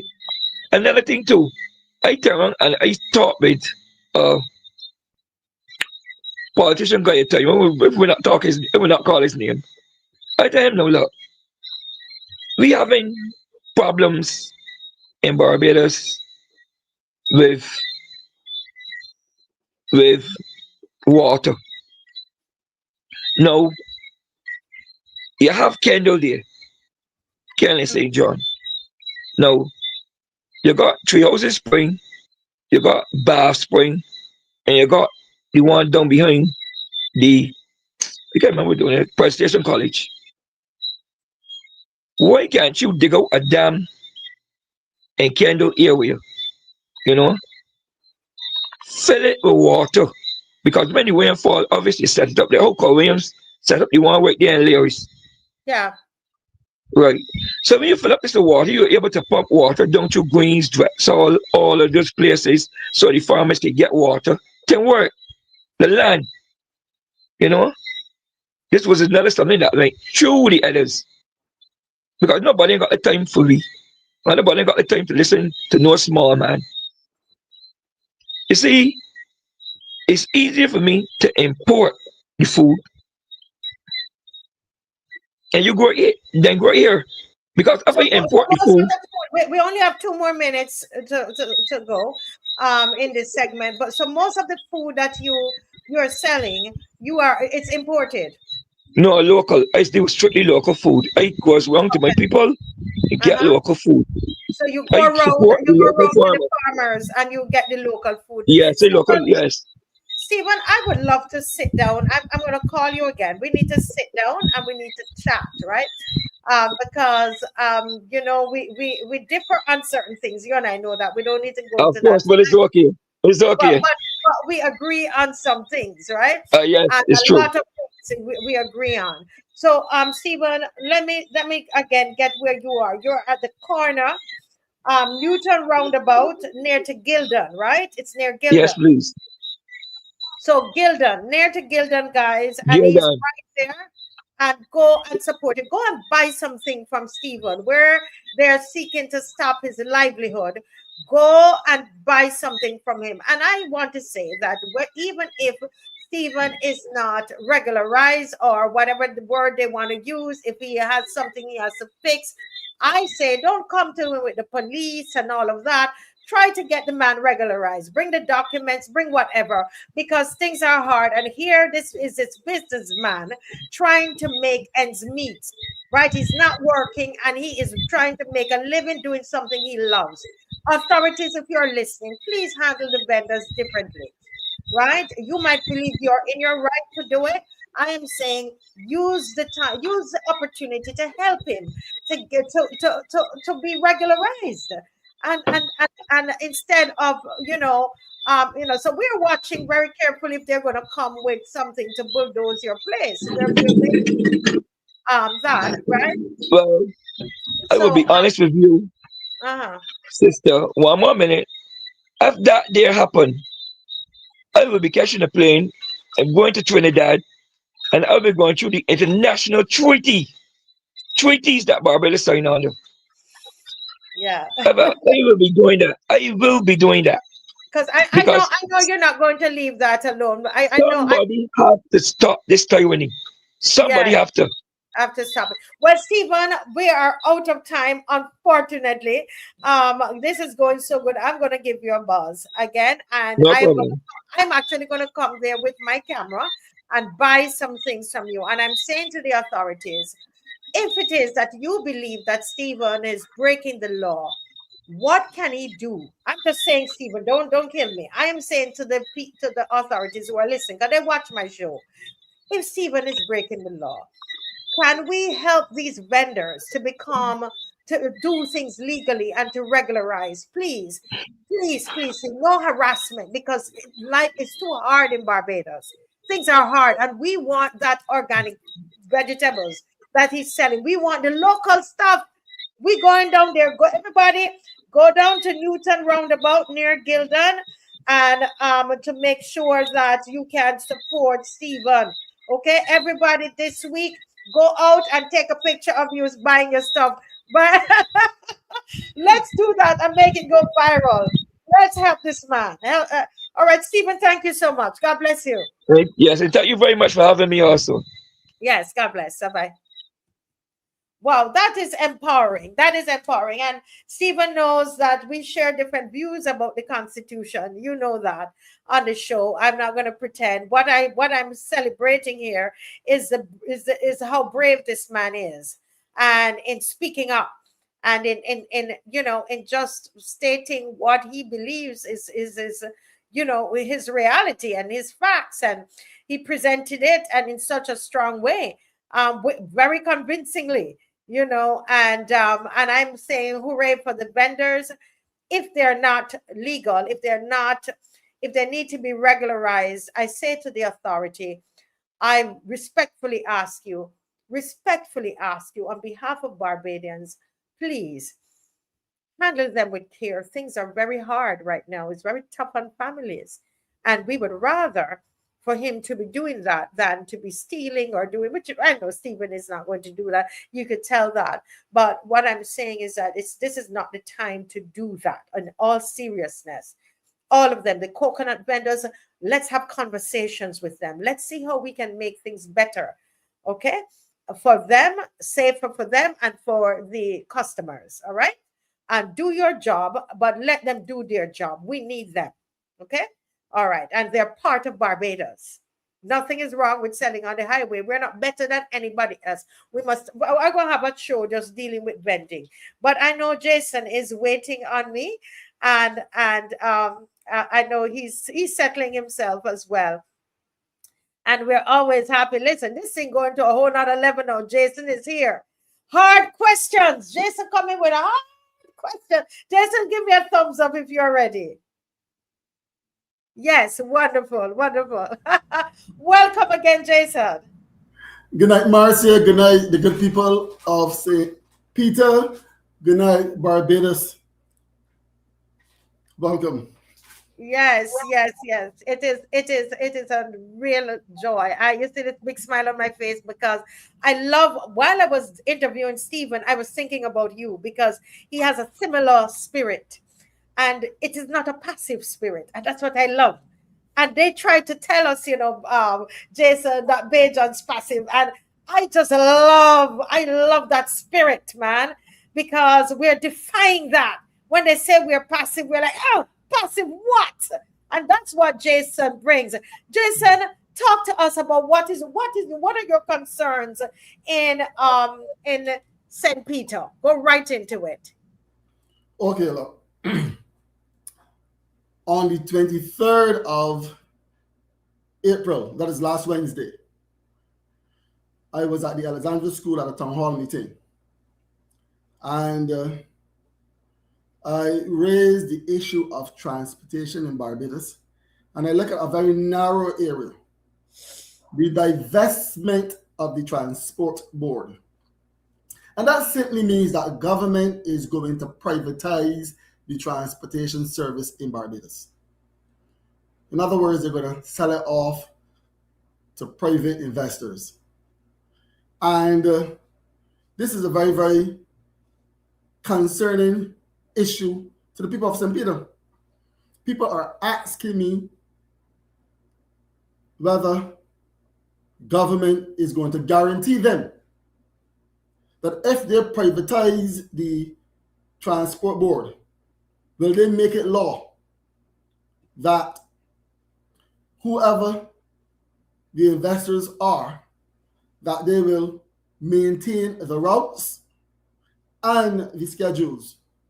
For example, if you have the basketball bus leaving Bridgetown, coming through Spikestown, and then on to basketball, that is in deep St. Peter, whether or not that route is profitable at all times, they want to know if government, through the law, if they will guarantee Barbadians, ordinary Barbadians,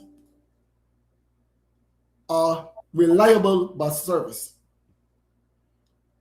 Reliable in its routes and reliable in its schedules. And we know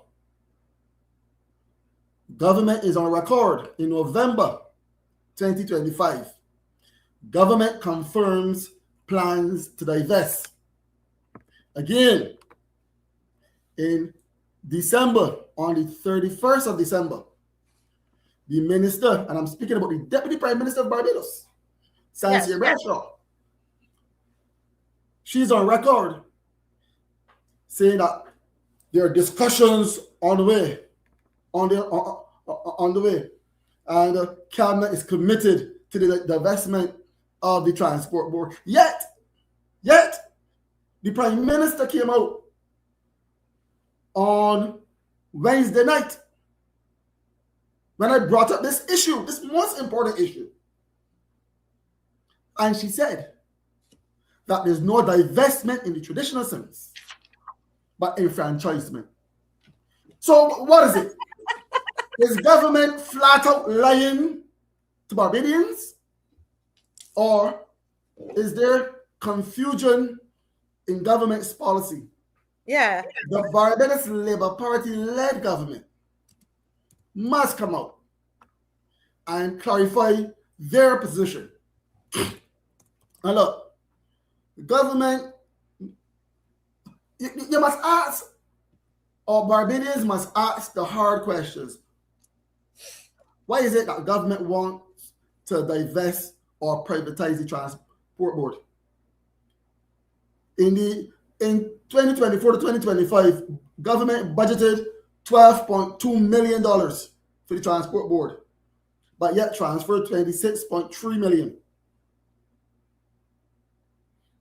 So it seems as though that the transport board...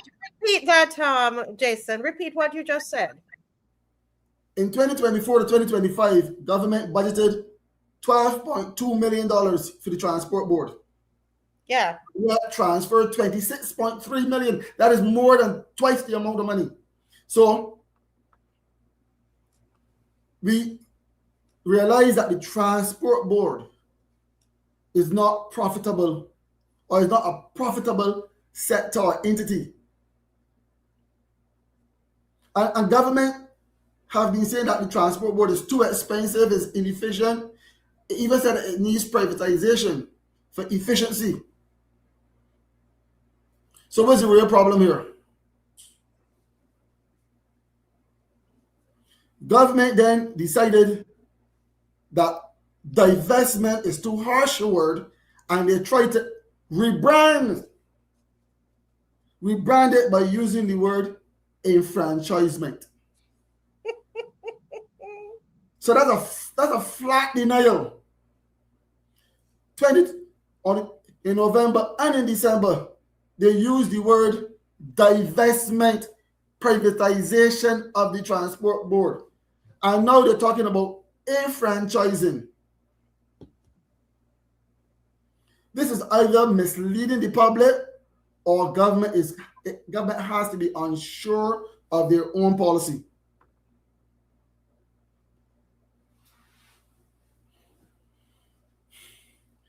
Another issue that will arise where privatization is concerned, we all can accept, it is reasonable to assume that private investors are in it for a profit.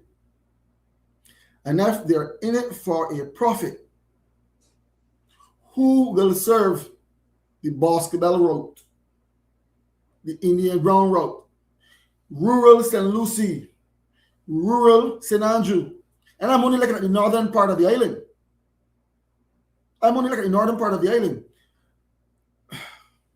This is so vexing. And then after, the good people of St. Peter, and by extension Barbadians, are calling for government to guarantee routes and schedules by passing legislation. The Prime Minister came out and said that we will have to regulate the sector. That says a lot.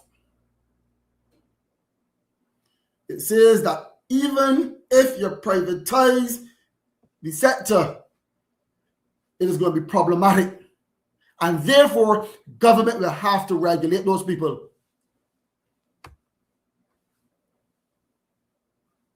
You see, the problem is there's a big giraffe in the room.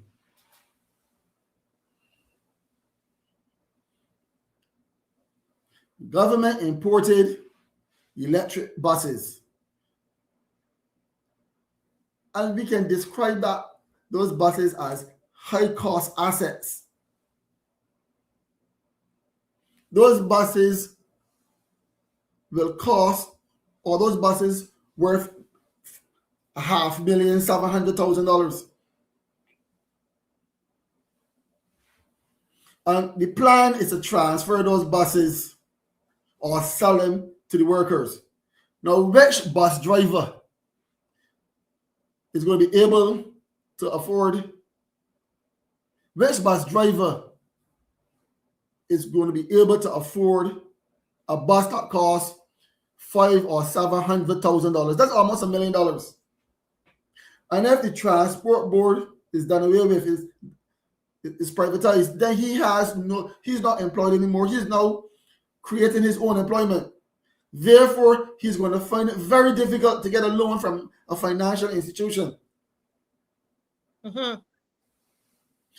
I don't think that the government thought through this properly, because electric buses are very expensive. They're technically complex, and maintenance is very, very intensive. You can't carry the bus to the mechanic on E3. So even if you get the investment to maintain that bus, it's going to be very, very problematic financially. if you're talking about giving the business to the former employees at the Barbados Transport Board. And I think that they were taking up their policy on their feet the night in question. I'm talking about Wednesday night, when they were caught on the back foot. Yeah. Because that's exactly what happened. Mm-hmm. The good people of St. Peter caught them on the back foot. Mm-hmm. So they started to make up as you went along. Before I go on, you don't want to play a little bit of video and let the good people of Barbados. Let's play it. And the reason we put this up here, Jason, is that I'm listening to you saying that the Prime Minister says it's not divestment, it's enfranchisement. You know, this is where we go again with this trickery with words.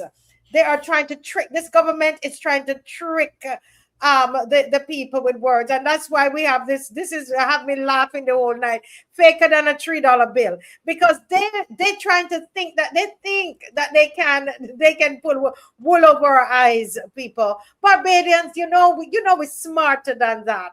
We are smarter than that. But Dave, let's play that video that you had up. Kim said the $3 bill got her lick up.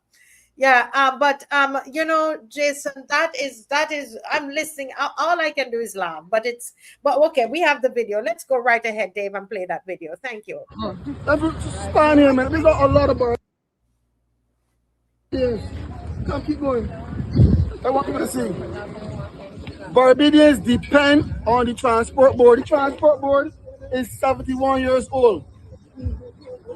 It provides a service, not for profit, but to make sure that Barbadians get home and get work. Yes, thank you. And on time. And we cannot have the government privatizing transport board and using a big word, divestment. What does divestment mean? It means privatization. And don't you say that you're going to enfranchise the worker. Can a worker, a bus driver at transport board, own one of them big electric buses that cost probably $500,000? Can they replace the tires every 6 months at what, $3,000? Can they pay for a battery that costs thousands of dollars? Who are we fooling? Government must come out and say what they really mean. Barbadians, we will continue to look at this. Sorry. I just fixed it. Don't worry. Look. Oh, awesome job, Jason. Awesome. Look, I love it. Thank you. Look, this is not a real reform that government is offering the workers of the transport board. It is. Yes, tell us. It is fiscal escape. Government is not fixing transportation. They are offloading the debt that they are currently carrying onto the workers, because they are subsidizing it right now. So that means that it's not profitable. So you are transferring your debt to the average Barbadian and calling it enfranchisement. They're doing what this. Jason, the more I think about Barbadians, listen, you're laughing. You heard your Prime Minister trying to trick you with words. Did you hear that? Not me. I wonder if there are people out there. Jason, let me just say this, because this is so clear. This is so clear. And Dave has two articles there that will help to what you're saying, that I asked him to put up, where as you were saying, Santia Bradshaw said, the Minister of Transport and Works, Santia Bradshaw, the Deputy Prime Minister, has confirmed that government plans to divest the state-owned transport board. On the 31st of December, she said it. She said meetings were being planned with all of the stakeholders to discuss the many proposals, yes, which including severing of all workers at the board and creation of an entity to operate the bus service. Prime Minister Mia Mottley, you think Barbadians stupid? Government's plans for divestment were apparently leaked last week. When a document sent to the Barbados Workers Union from the Ministry of Transport Works outlining the proposals was widely circulated on social media, it led to much public debate with several people expressing concerns about proposals. Over to you, Jason. Look, we got them on record, as you just read, in 2025 in November and December. They said they're going to divest the Transport Board. Now, in 2026, on the 23rd of April, the Prime Minister, the Honorable Mayor Motley, now saying that there's no privatization, there's an enfranchisement. Jesus. It is the same policy, you know, just different language. You know what it was? Political damage control. That's all it was. This is ridiculous. Barbadians are smarter than that. You cannot hoodwink. You can fool some of the people some of the time, but not all of the people all of the time. Bob Marley said it. And this is too serious an issue for government to be trying to mama guide people. It's a very vexing issue. You cannot privatize responsibility and expect a public service. This That's is a not powerful statement. You said you can't privatize responsibility. responsibility And expect public service. You can't, and this is not empowerment. I am telling the government about this. This is not empowerment. It is abandonment. Because you know that the Transport Board is not profitable. And it's not profitable. We understand that because the Transport Board is not designed to make a profit. It is designed to transport Barbadians to and from work and to and from home. It's a yoke, it's service. Government is not in it for profit. Government is in it to make Barbadians' lives easier. You can imagine you give this to a private entity. They are looking for a profit, and the first thing they're going to demand is the raising of bus fares. We're going to have bus fares at $5 and $10. And that's only reasonable to say. I'm not trying to frighten people. The Transport Board, as it is now, bus fare, you can drive from St. Lucie, you can drive from Spikestown in St. Peter to St. Philip in a bus, or Christchurch. That's almost the whole life of Barbados for $3.50. Right? You can take the airport bus. No private investor is going to do that. Furthermore, they're going to charge you stages or whatever. So you go from Bridgetown to Whole Town, $5. From Whole Town to Spikestown, $5, as it is in Trinidad and so on, and Tobago. We have a culture in Barbados where we have very low bus fares. Only the other day, bus fare was $2. And for government to try to hoodwink the people now, it's a crying shame. They are turning a national system into a roadside hustle. Just like how we have the PSVs. Now you're going to have private operators competing for the same commodity. You know what's going to happen? Poor people is going to have to wait longer while the private investor focus on the lucrative routes. Correct, which is what you were showing us there in St. Peter with all those people at the bus stop can't get home. Yeah, so you know what can happen? So a bus going into Indian Ground from Bridgetown, and when he gets his spikes down, he realizes the bus is empty. He's not going to go to Indian Ground. He can turn around, collect people, and go back to Bridgetown. So the woman in Indian Ground waiting to get work, she can all of a sudden 3 and 4 hours are going to pass and she ain't getting the bus. And the Prime Minister admitted that you must regulate these people. So what are you regulating? And the Prime Minister, you must regulate them. The people want legislation passed. The Prime Minister said that you can still get the pensioners and so on, we still get on the buses free and the police and so on. But I mean, you have to subsidize the sector still. because no private investor is going to do that for free. So the government is going to still have. So what are you divesting and still regulating and subsidizing? This is a whole mess. It is a mess. The government would be giving the workers of the if they go ahead and divest this sector, they will be giving the workers of the transport board debt. Debt, yeah. Not opportunity.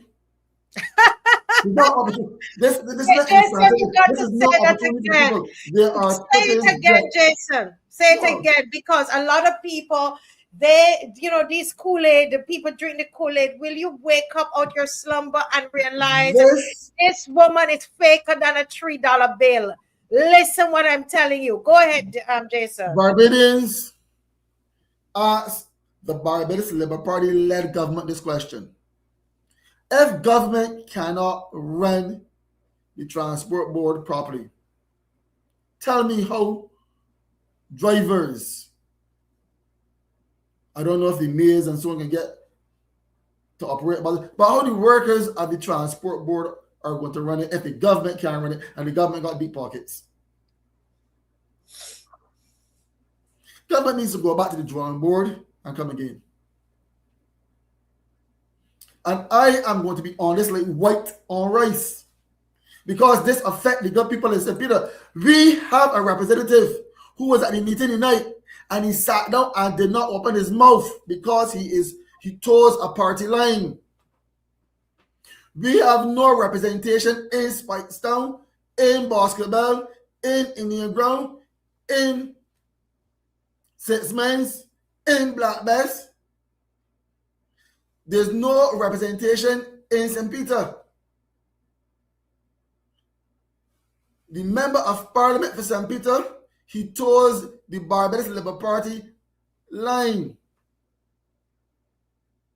He does not represent the people. He's not listening to the people. I am there speaking on behalf of the people at the Alexander School, and he should be up there standing up beside me, telling the government that he will stand with the people of St. Peter, and he's not doing it. But if he's not doing it, I will do it. And I said it, and I'm not ashamed. Win, lose, or draw, I am going to be a voice for the good people of St. Peter. And if needs be, by extension, Barbados. Because we don't live in a banana republic. The government of Barbados must represent the people of Barbados that put them there. They owe them a responsibility to provide good transportation.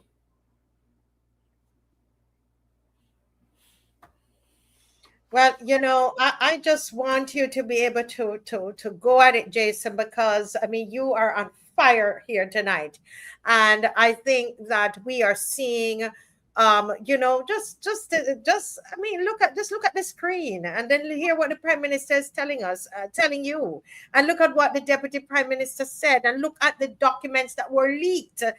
They came into the ministry written, and we were able to read them. They came out and we saw them. Because Barbadians are dissatisfied with the service that the government is doing. Or I don't know what you have to doing. I am going to ask Barbadians to speak out. Sometimes you have to look past party. Yes. And look at the issues. Look, this is too serious a problem, You got someone living in Shuri. That is deep, St. Andrew. Very, very deep. And to be honest, that route will not be profitable. And this is not really me, my area, because Shuri is in St. Andrew. Mm-hmm. Right? But at the end of the day, we are all Barbadians. And to be very careless and say, we're giving the buses to the workers, we're enfranchising people. You're not doing that. You're giving them debt. The transport board is not making a profit. Even on the good routes, they're not making a profit. And you have very expensive buses that you cannot maintain. Look, those buses need batteries. Thousands of dollars in batteries. Yeah. You need to change tires maybe every 6 months. Because you want to have proper security. Safety, sorry. So you're looking at about $3,000 a month in tires. Every 6 months in tires. You have maintenance. And these buses are very technically, these are electronic buses. So you need specialized people dealing with these buses. You know what that means? You need specialized money. Mm-hmm. Lots of money. So these buses must be serviced by the companies that sold them. So government must come back and talk to the people and be honest this time. And the divestment, enfranchisement, the policy is still the same. Yes. Repeat that, Jason. I want people to get it tonight. Repeat that, what you just said. I said divestment, enfranchisement, they're just playing on words, but the policy apparatus is still the same thing. You cannot mamagai Barbadians. The Democratic Labour Party is alive and well. We are scrutinizing you. That is our job. And when you do nonsense, we will oppose it. The Constitution of Barbados makes provision for our opposition to oppose the government. We are not being a humbug. We are the voice for the voiceless. About 70% of the people in Barbados did not vote for this government. The Barbados Labour Party government is a minority government. And look at the 30% plus people who voted. Also, they didn't get all the votes from the 30%. So let me use arbitrary numbers. If they got 18% and the Democratic Labour Party got 10% and 2% went to the other parties, they are running the government with 18% of the people in Barbados. Therefore, they must listen to the people. Barbadians want to get to work. They want to get home. They want to be able to leave home and know that they have reliable transportation. They want to know that they can afford transportation in Barbados. Because we get to the Uber yet. That's another issue. The taxi men are still concerned about that Uber. And I ask myself sometimes if all of this is happening to facilitate that, but that's another issue in and of itself. Let's keep on transportation as far as the bus service is concerned. But I can see bus fares skyrocketing. I can see school children being asked to pay bus fare again in Barbados. On the Democratic Labour Party, I think it was in 2008, we made bus fare free for all school children. Because we know we have parents in Barbados who have 3 and 4 and 5 children, and they send school children paying, but you got 5 children paying $350 one way and then another way. And then on weekends, it can be very expensive. So there's a lot of work to do, you know. And if you listen carefully to Kurt Humphrey, the minister, immediately after I spoke, he was agreeing with me, you know. He was talking about the poor transportation system in the Northern Zone. And then he was shut up by the Honorable Prime Minister. I mean, if you're a minister and you have a ministry, you should be able to speak. But that is another issue, again, on its own. Yeah. If you go back and watch the video carefully, a lot happened that night. And then people changed their position. But we have the record. It's on record. Everything is on record. Yes. Yeah. Marcia, I want to thank you very much. Yeah, Jason, thank you. Thank you for being on. And this is so powerful because it's going along the same lines that we have been going for the night. We are asking the questions, serious, hard questions are being asked on the show tonight, and they need to the government needs to tell us who is lying. Is it the deputy prime minister or the prime minister? Who is lying? That's the hard question we want to ask tonight, Jason. Who is lying? We're not calling anybody a liar. We're asking who is lying, because somebody have to be lying. Well, if there's not a lie, then it means that the policy is inconsistent. Either way.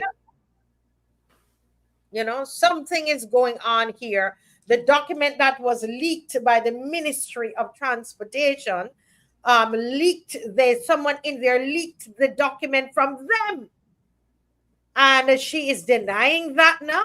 I saw it. Wow, and the deputy prime minister said, yes, we are divesting.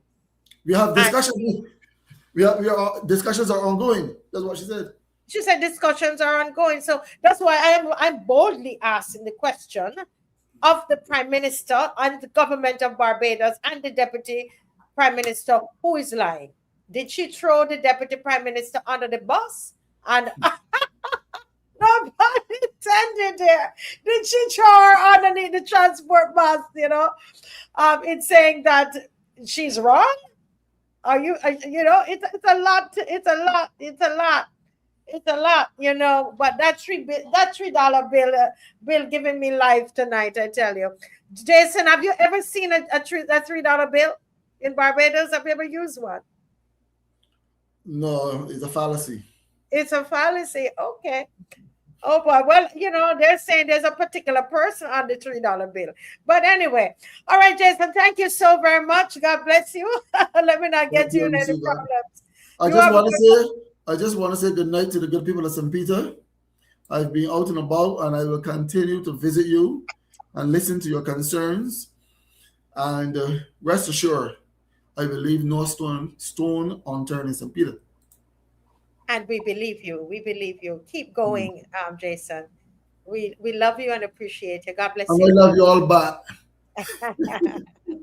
God bless. I have a proposal for you for Gospel Fest down there in it's going to be at Farley Hill, and I'm publicly asking you, can you get a bus load, man, and let's go down. We're going to take a bus from town to come to Farley Hill, and it's on May 31st. I want to know if you can organize a bus from St. Peter to Farley Hill, and we all go and stay on a 110. I don't understand that question. You said from St. Peter to Farley Hill. Farley Hill is in St. Peter. You know, pardon me, you know, I come by way of Kingston. You mean from Spikestown to Farley Hill? Yes. You know what I mean, man. Don't make me look bad. I must apologize profusely. I will send you to Kingston, but I'm gonna. The point is, I need you to help to get a group. I can do that. I'm on national air saying I can organize a busload of people. Yeah, we're getting a huge tent, and we're going to put up a huge tent for our people that come from your people, and then those from town who are going to join us, because we're going to put a bus, Jason, at where they have Independence Square, and from Independence Square, we are going to be board the bus, and we're going to come straight down to Farley. So what are we calling it? A picnic? It's a picnic. What we must call it? It's an excursion. We must call it. What people say these days. What do you call it in Jamaica? In Jamaica, what do you call it?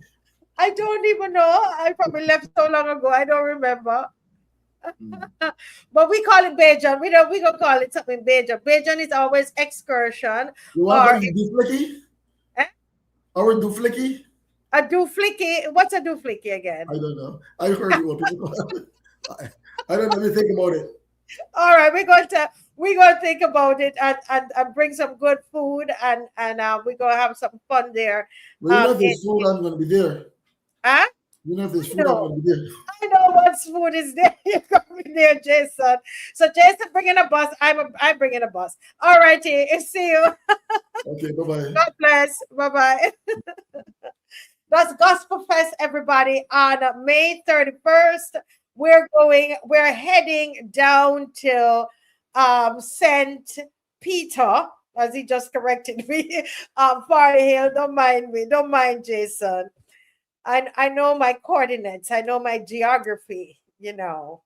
So we're going to be going to Farley Hill, and we are going to get our own tent, and we're going to set up, and we're going to eat a food, and we're going to have a grand old time. So I'm waiting on the bus driver, actually, or the bus company that we normally deals with. The owner of that bus company, he died. So his son is now taken over the business, and he responded to me yesterday, and he's given me a quote, and then we will work it out. And you know how we do it, we work together with everybody, and we go down there for Gospel Fest. It's going to be Gospel Fest really is May 21st to May 31st, and I think it is a nice time. Farley Hill is a beautiful place, and we go down there. It's going to be in the day. All right, so don't worry, the bus will leave before night, because we know the situation, and we've never had any issues at Farley Hill. So the bus is this event is in the day, and they are going to we've never had that kind of issue there. And I know Adrian runs a very organized event there. Okay, so yeah, it's an excursion. Somebody said no picnic. Picnic is very negative from slave days. It's true. We're going to go and do an excursion. Yes, it's an excursion where it will be organized and you get home on time. All right. Okay. Yes. Now, I just quickly want to say something here, folks. Before we oh my goodness, we're going to open the lines at 9:30. All right, because I want to say something to you all tonight. And this is very important because it's bothering me. It's bothering me. And it has to do with these unanswered murder and investigations that's happening.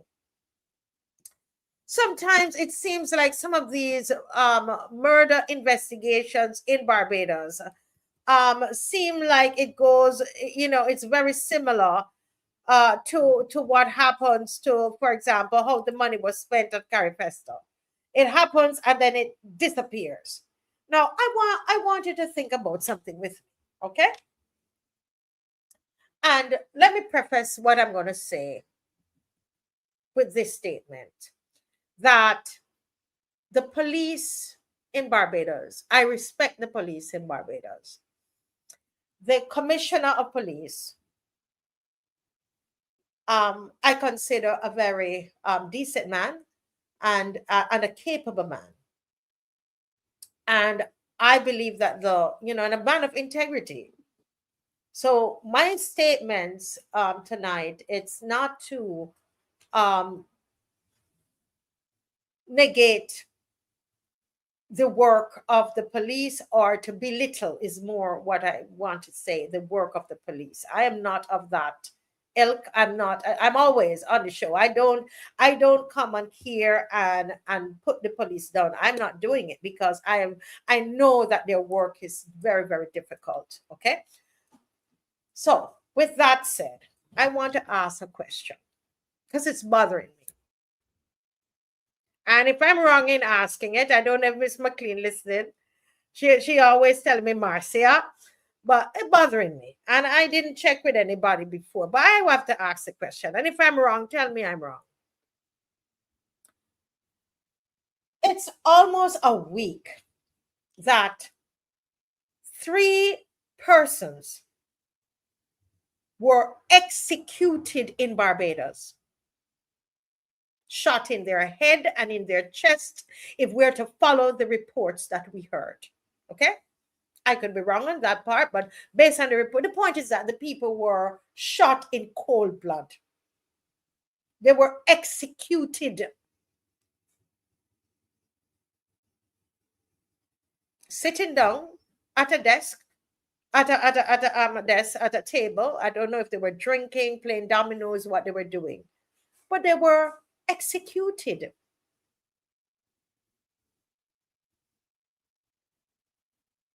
And our very competent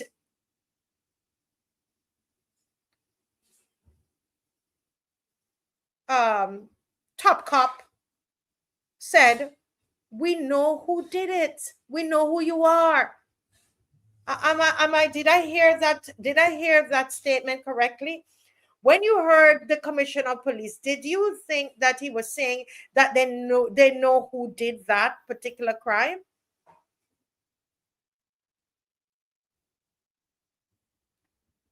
So anybody has heard the commissioner of police? Because let's talk about this as a family.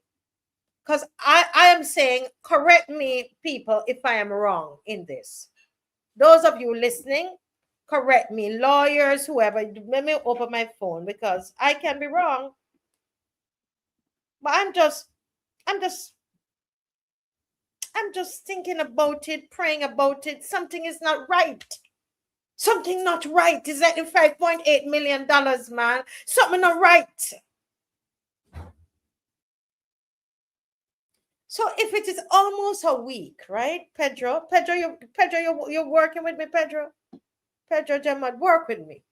You need an analytical mind here. You're telling me that you know who did it, and it's almost an entire week. Is it a full week yet? I was supposed to check in before I came on the show. I don't want to say the wrong things. And we have not seen any arrests. No, man, this here can't be. It can't. Wait, the earring drop off again. You know what? I'm going to take off these earrings because them earrings stopping me from my flow tonight. Let me take off the earrings. No earring. That means, when you take off your earrings, you're ready to fight. So the earring drop off because we're ready for deal with this situation now. Surrender now. We know who you are. So, Mr. Commissioner Boyce, why aren't we seeing these guys now? I mean, I can understand the day after and probably 2 days after, but come on, it's a whole week.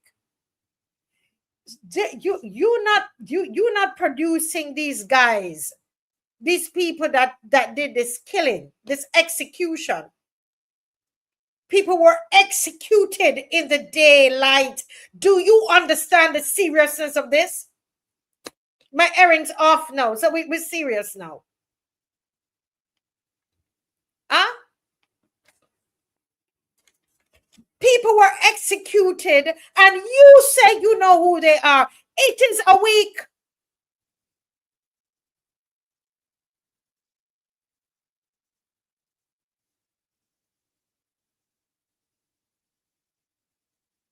Sunday to Sunday is a week. It is a week, actually.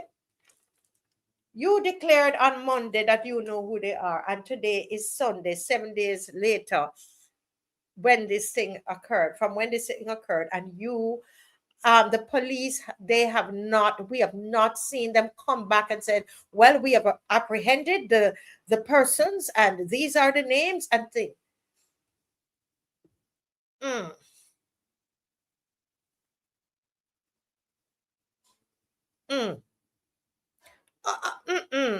Anybody smelling something here? See that's something wrong.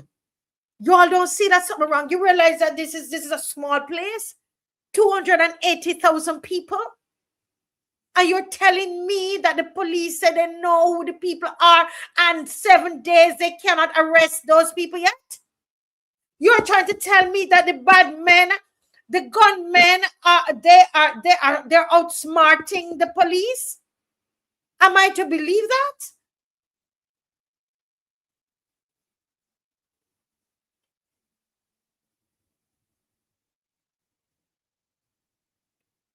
No, am I to believe that? You don't see that something is seriously wrong? I'm serious. I'm from, I live in Jamaica, and there's no way the police is going to say, I know who you are, and they don't deal with those guys. You need to come back with a press conference and tell us what is going on. Do you understand that? That's very serious. People were executed. And it's not just this one. Let's go back and look at what happened in Nelson Street. Anybody has been charged for the mass shooting in Nelson Street? And anybody? This here got me kerfuffle. That's a Bajan word, isn't it? Did I say that right? Kerfuffle. Huh? Listen to me, folks. Something is wrong here.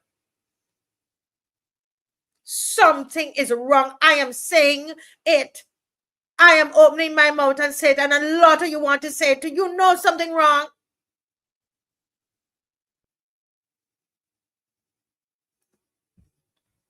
It's either, it could be a couple things. Can I just throw out some scenarios for you quickly? Oops.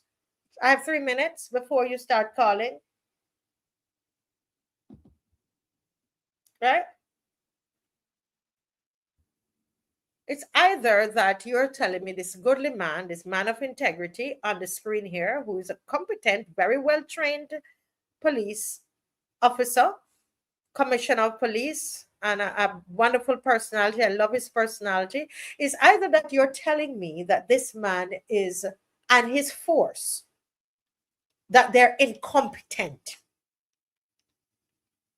That it's either saying that they are incompetent or police force is incompetent.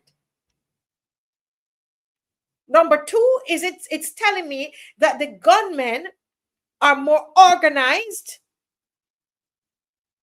You see where I'm going with this? They're more organized. They know how to manage themselves, how to hide from the police. They are better equipped and organized than the police. So number one, incompetence, or that they're just, the gunmen are just so organized. Or thirdly, sir, can you tell us if someone is stopping you from doing your job? Goodly sir, is someone trying to stop you from doing your job, sir? Is something that happened down there at Deacons on Good Friday? Is that what is happening in these cases, sir? Sir, if you said you know who it is, you are a man of integrity.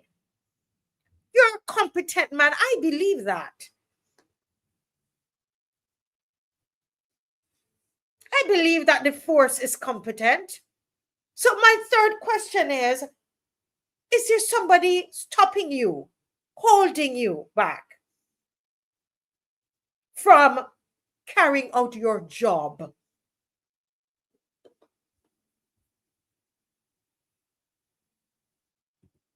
The Prime Minister said she flew in and went straight to the police, the commissioner. What happened?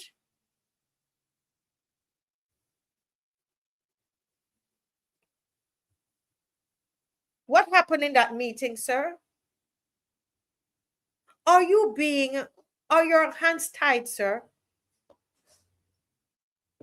Next, if your hands are tied, just wink to us. The next, you see the next thing you have, wink, give us a sign, talk to the people, find a way to talk to the people, because Barbadians' lives are at stake.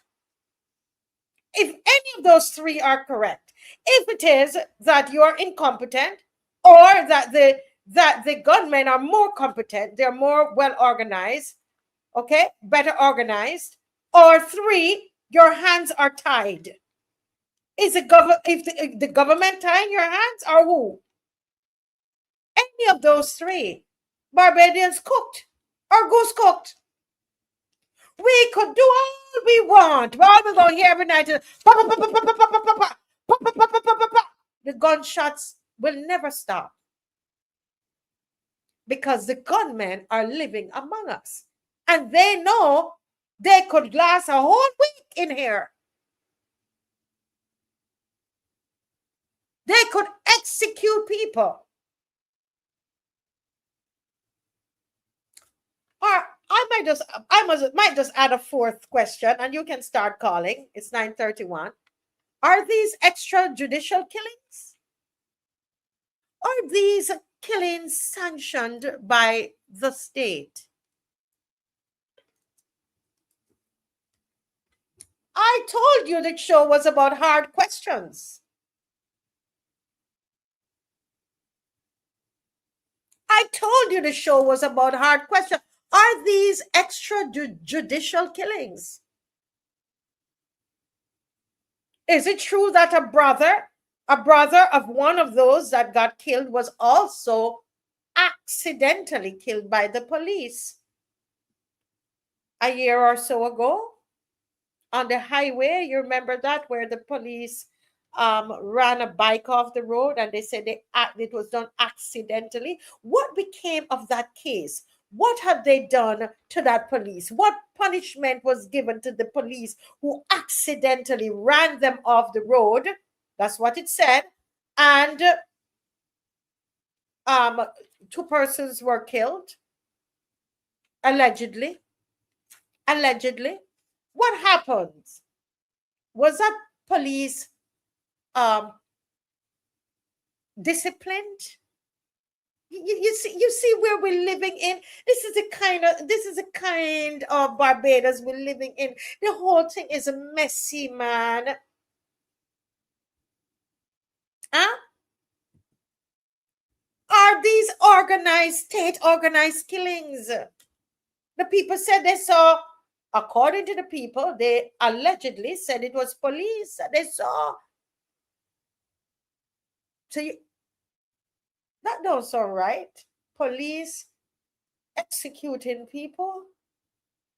Barbados, extrajudicial killings. It's too messy. This here, the whole show, I'm telling you, it's like a big stinking fish. It stinks to the high heavens.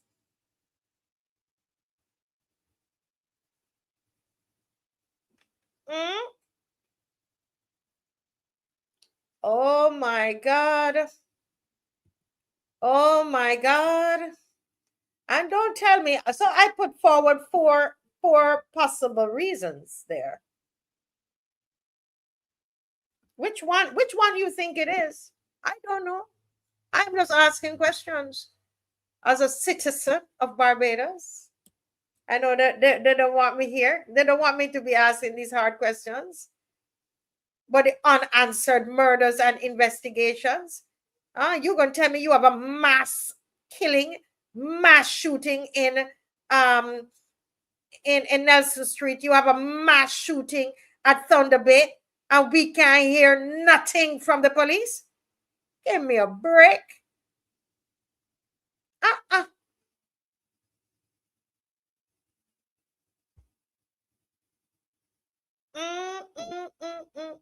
I tell you, this is very, very serious.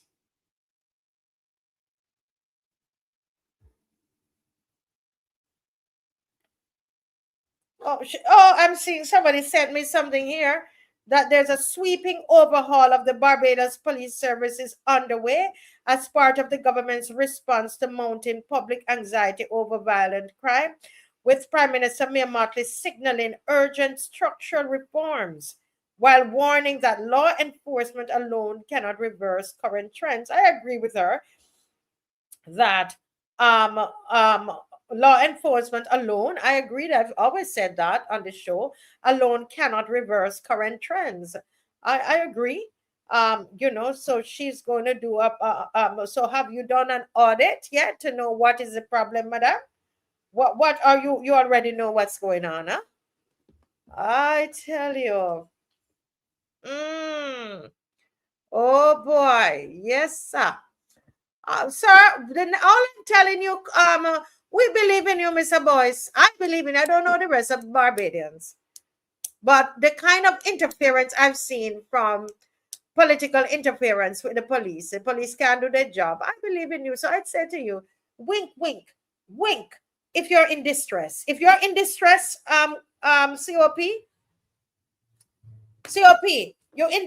wink.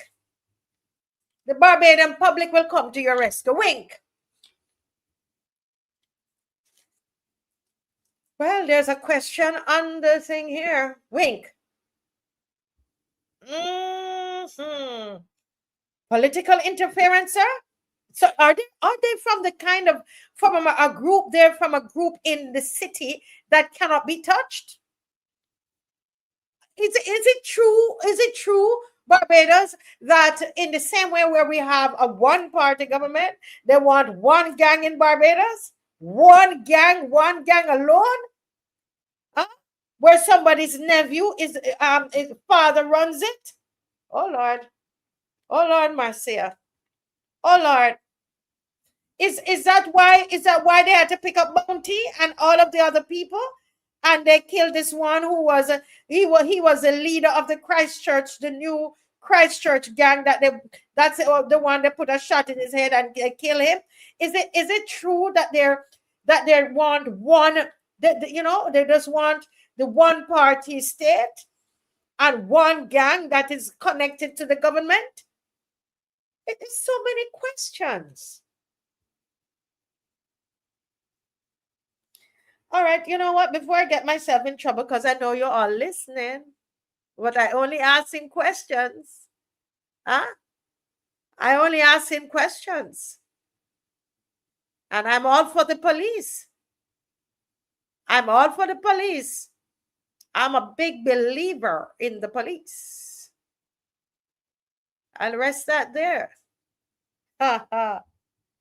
Oh boy. Oh boy. Oh Lord. I hope I know the law good when they turn up at my gate with the police, with trying to get me out of this country. Am I going to know the law that good? Oh Lordy. Listen, the phone is open. It's only WhatsApp calls. Only WhatsApp calls. So go ahead and you can call me. Or you want to leave me alone and to ask the hard questions? You don't want to ask no hard questions? Come on, man. Call in. You understand? The people say they know. The authorities say they know where the perpetrators are. Where are the arrests? That's what I'm asking. How is it possible? As I'm just keep talking while you call. Please don't have me here talking the whole night. How is it possible in a country this size that suspects are known, but they're still at large? Impossible. Impossible. I have a caller. Caller, come and rescue me. Good night, caller. Yeah. Marcia, good night. How are you? I am fabulous. I'm not on a $3 bill. Go ahead. Me too. I can get one and give it a souvenir. Go right ahead. The problem with Barbadians, right, is like you're trying to get Barbadians to expose the criminality in Barbados, but nobody don't want to say nothing. That's why the police are going to jump out and say, hey, we know who's who, but nobody ain't get arrested yet. That is so insulting and degrading to the citizens of Barbados. 21 by 14 and nobody arrested, investigated. You see, there's a what we call a big up group in Barbados that controlling things. So if you touch certain people, you know, the whole apple tree gonna fall apart. This is so, I mean, up in the diaspora is like just shaking their head like, what? Nobody has been arrested in that assassination? Wow. And another thing, what's the purpose of having a defense force? You know, what's the purpose of having those guys up there? I don't care how all the talk about Barbados say that we can turn the country into a military state. We have to stop the criminal elements that is doing what they're doing in Barbados. It's sad, man. It's sad. It's hurting me all Barbadians, but they don't want to talk. You know, it's a shame. And people know who's who. Those idiots ain't bringing in those guns in Barbados. We have to go after the source. Go after the source. The white collar criminals in Barbados is what got Barbados in the state and today. Not the blue collar criminals. The blue collar criminals are committing the crimes, but the white collar criminals are the ones that is destroying all Barbados. And this is sad that everybody's sitting back and saying, well, I ain't saying nothing. I ain't doing this. You know, the guy on the highway today, man, he bring my spirits up today when he tell the police and that guy, you know, hey, Barbados don't have a constitution. We're a republic for 5 years going. We don't have a constitution. We don't have a accountability bill. We don't have a transparency bill. How is Barbados running? Why? How come Barbados it's running on an amended. It's to be honest, it's running on an amended constitution, and we've been saying that for. But you guys don't want to hear that, eh? But it should be passed so that we can hold people accountable for what they're doing. You know, if they had accountability and a transparency in the constitution, they won't give it that land, all that land for a bank. But they won't go on the highway and harass that guy for having a little shot trying to make $1. It's sad in Barbados, man. Barbados gone to the dogs, hate to say that way, but we are ashamed of what's going on in Barbados. Yeah, well, you know, this is why we're having on the 28th, the April 28th, you know, even those in the diaspora, you can join in. Let's have a day of reflection. Let's have a day, a day of a pause, because something is, with all, look at this show tonight, something is completely off. It's sad, man. It's sad. And more people need to speak out. Stop being afraid. You got a few people have Barbados on hostages. You know, they're terrorists, and we need to let go the defense force on them because they're terrorizing Barbados. Yes, sir. You know. Well, thank you thank you so much for your call. I appreciate it. There's another caller calling. Thank you. Okay, good night. Yes, good night.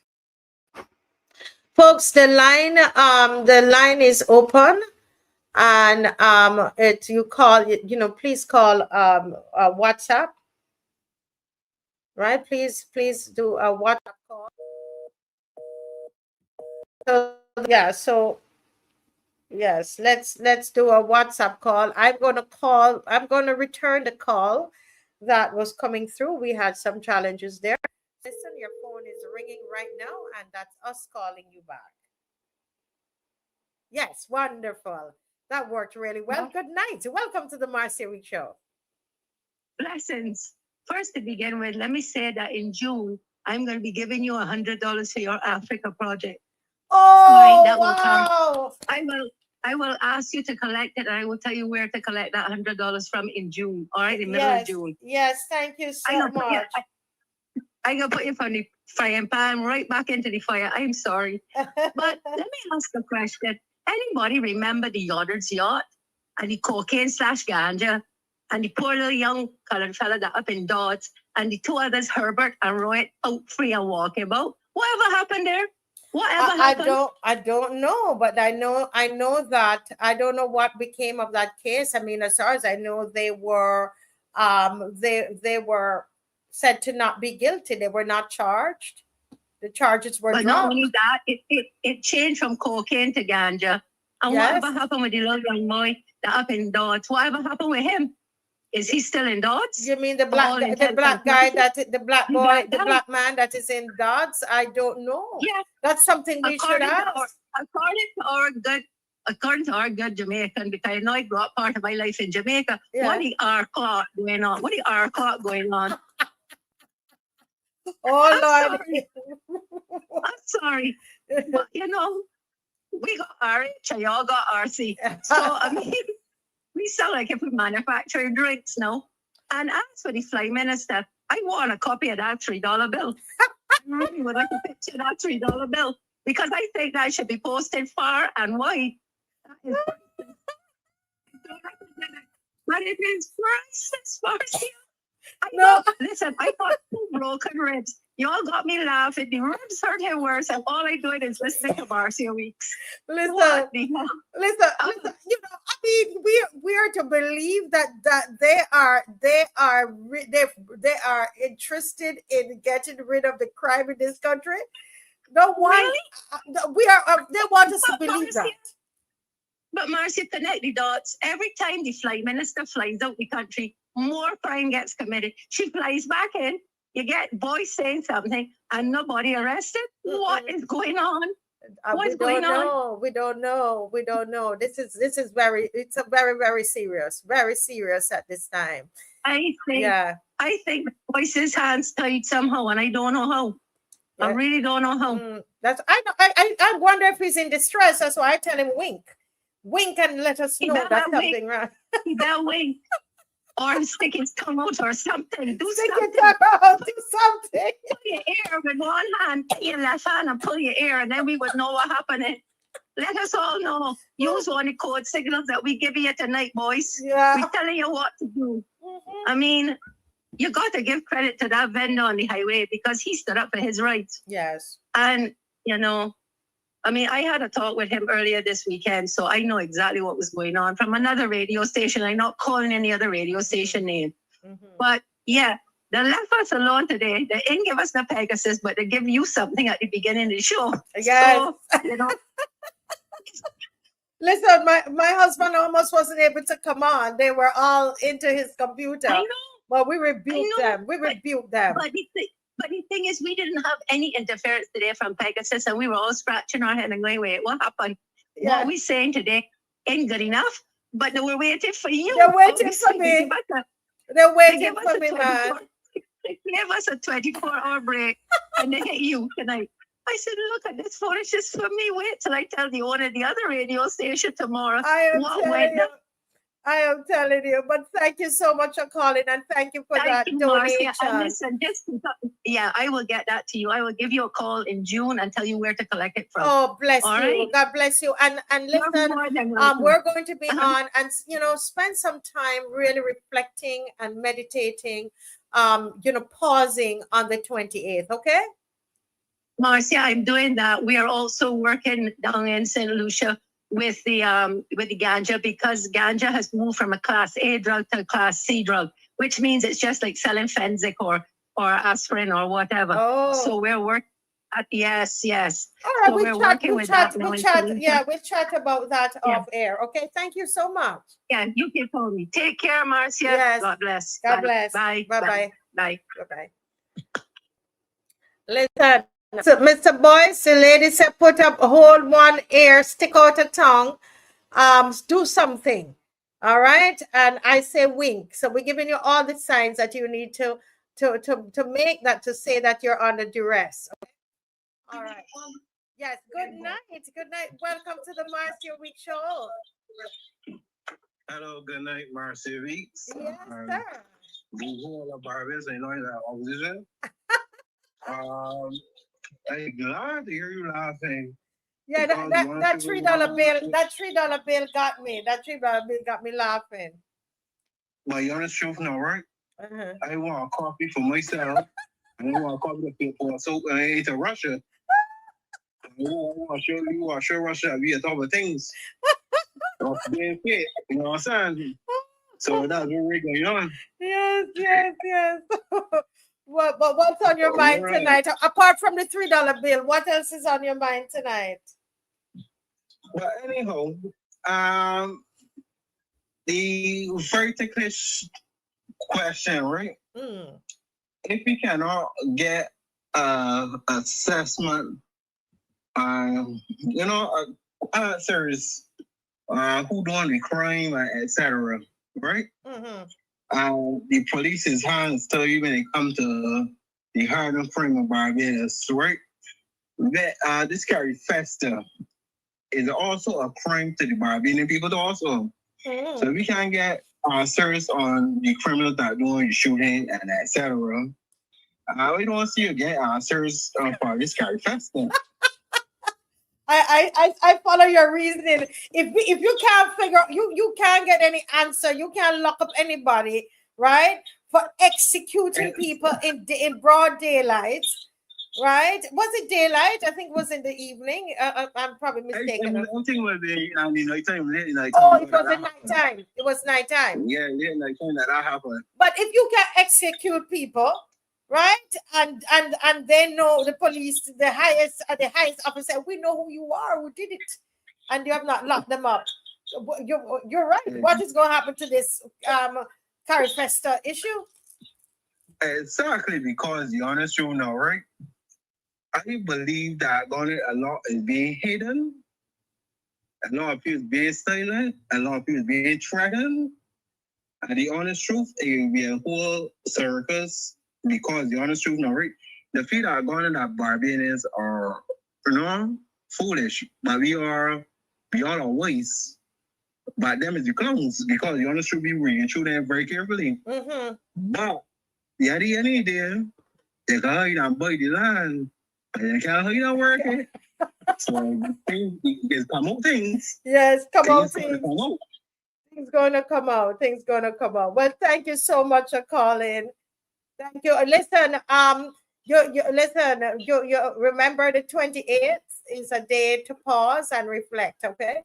And we're actually going to keep this channel, the Africa Bridge TV network, will be on. The Marcia Weekes Show on for the entire day. Well, from 6 a.m. to 6 p.m. We're going to have programming. Some of it recorded, some of it going to be live, going on for the entire time. Okay. So I hope So that may go my phone plug into the charger. No, you don't even have to do that, because you can just choose not to log in, because it's a time where everybody choose to be quiet and reflect. We're doing it as a broadcast, but you don't even have to listen. If you don't want to do that, then you don't. I'm just letting you know it's available. Okay. I would say true. I always we go there's ground raising and I always share spot the light. Yes, and we're going to Farley Hill on the 31st, together as a loyal opposition. We're booking one. We have one bus booked already, Taroni, and we're hoping to get a second one. I hope we fill up this bus, and then JC is bringing a bus from is going to bring a bus from Spitestone, right, and go down as well. So we will see, and we will all meet up and have a good time. Yeah. Well, you don't know, because the honest truth, right? We got too much business and depression going on. So it's about time for that happiness and like move true, because we are together as one. But the honest truth, the way thing is, Barbados is very seriously divided. Yeah. Well, we need to come together. All right. So bless you. Thank you for calling. All right. To Ronnie Hall, blessings to you, Marcia Weekes, and the whole Barbados and your opposition. And we will always keep everything great and blessed. Yes, so we will. Ronnie Hall over here. Yes, sir. God bless you. Have a good night. All right. Thank you very much. Yes. All right. Teroni said he wants a copy of that $3 bill. So listen, we're going to have to get that out. Patrick, why you all have me laughing now? This reminds me of when Caswell is on the show. I used to just laugh and laugh. Who remember that? I used to with these big brawling laughs, and you all make me laughing tonight again. It says after the ball was over, Mary took out her glass eye. She put her false teeth in water, and she hung up her hair to dry. She took off her wooden leg, stood against the wall. The merry man. I wonder who is Mary. Patrick.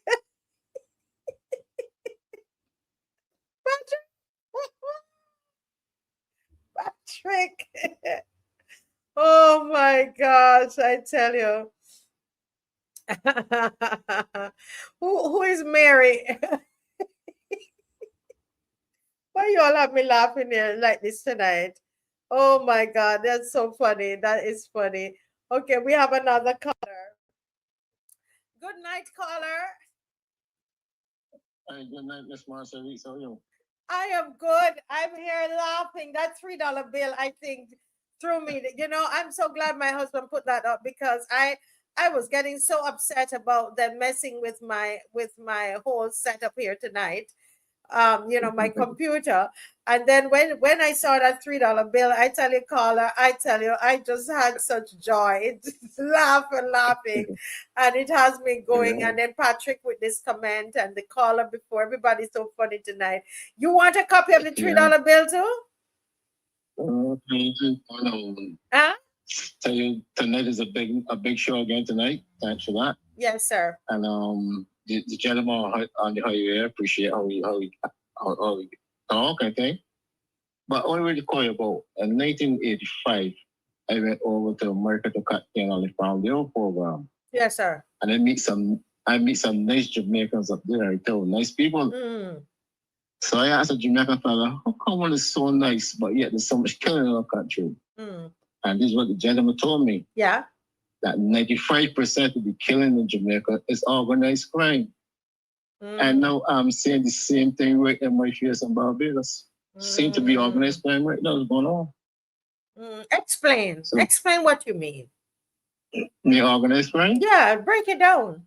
Yeah, organized crime is people organized to go and kill people. You know, like probably the drug situation, a fella some money. Well, we going to take that fella called EMPAV. So all of this, so basically organized. It ain't just killing for kill. It ain't just like somebody miss a match of fun on the foot and you get that thing one, take you. Yes, I see what you're saying. This thing is organized. The same way the Jamaica fella tell me that's what's happening in his country. I see the same thing that's happening right here. Yeah. Organized. So one thing that you go ahead. You go right ahead. You want to tell me, as far as you know, on allege that these fellas that killed those fellas last Sunday had on police clothes. Oh, they getting these clothes now. They getting guns now. They getting clothes. Well, I don't get these things all the time, Miss Weekes. This thing got to be organized. Then the commissioner said that he know the people is, and up to the day can't get the people. You know, come on, man. What about those four fellas over in St. Thomas a couple of years back that they went down there, those people who hard in and think the policeman wasn't dealing with the criminals, then they think they were going to take them out. All of a sudden now, these things, you can't touch the body. You can't touch the body. But yet you could go on the highway and try to move on a vendor. Oh. What's going on? I am telling you, can you imagine? They brought police out there for the vendor. And we can't see the people that executed these people 1 week. And you know who they are. This is something else. Wow. I mean, people driving from us, second and just shooting, just what? What's wrong? You tell me what is going on? The money got to be really good for them fellas to be doing what they're doing. Yes. Something. Yeah, the pay got to be very, very, very good for them to do that.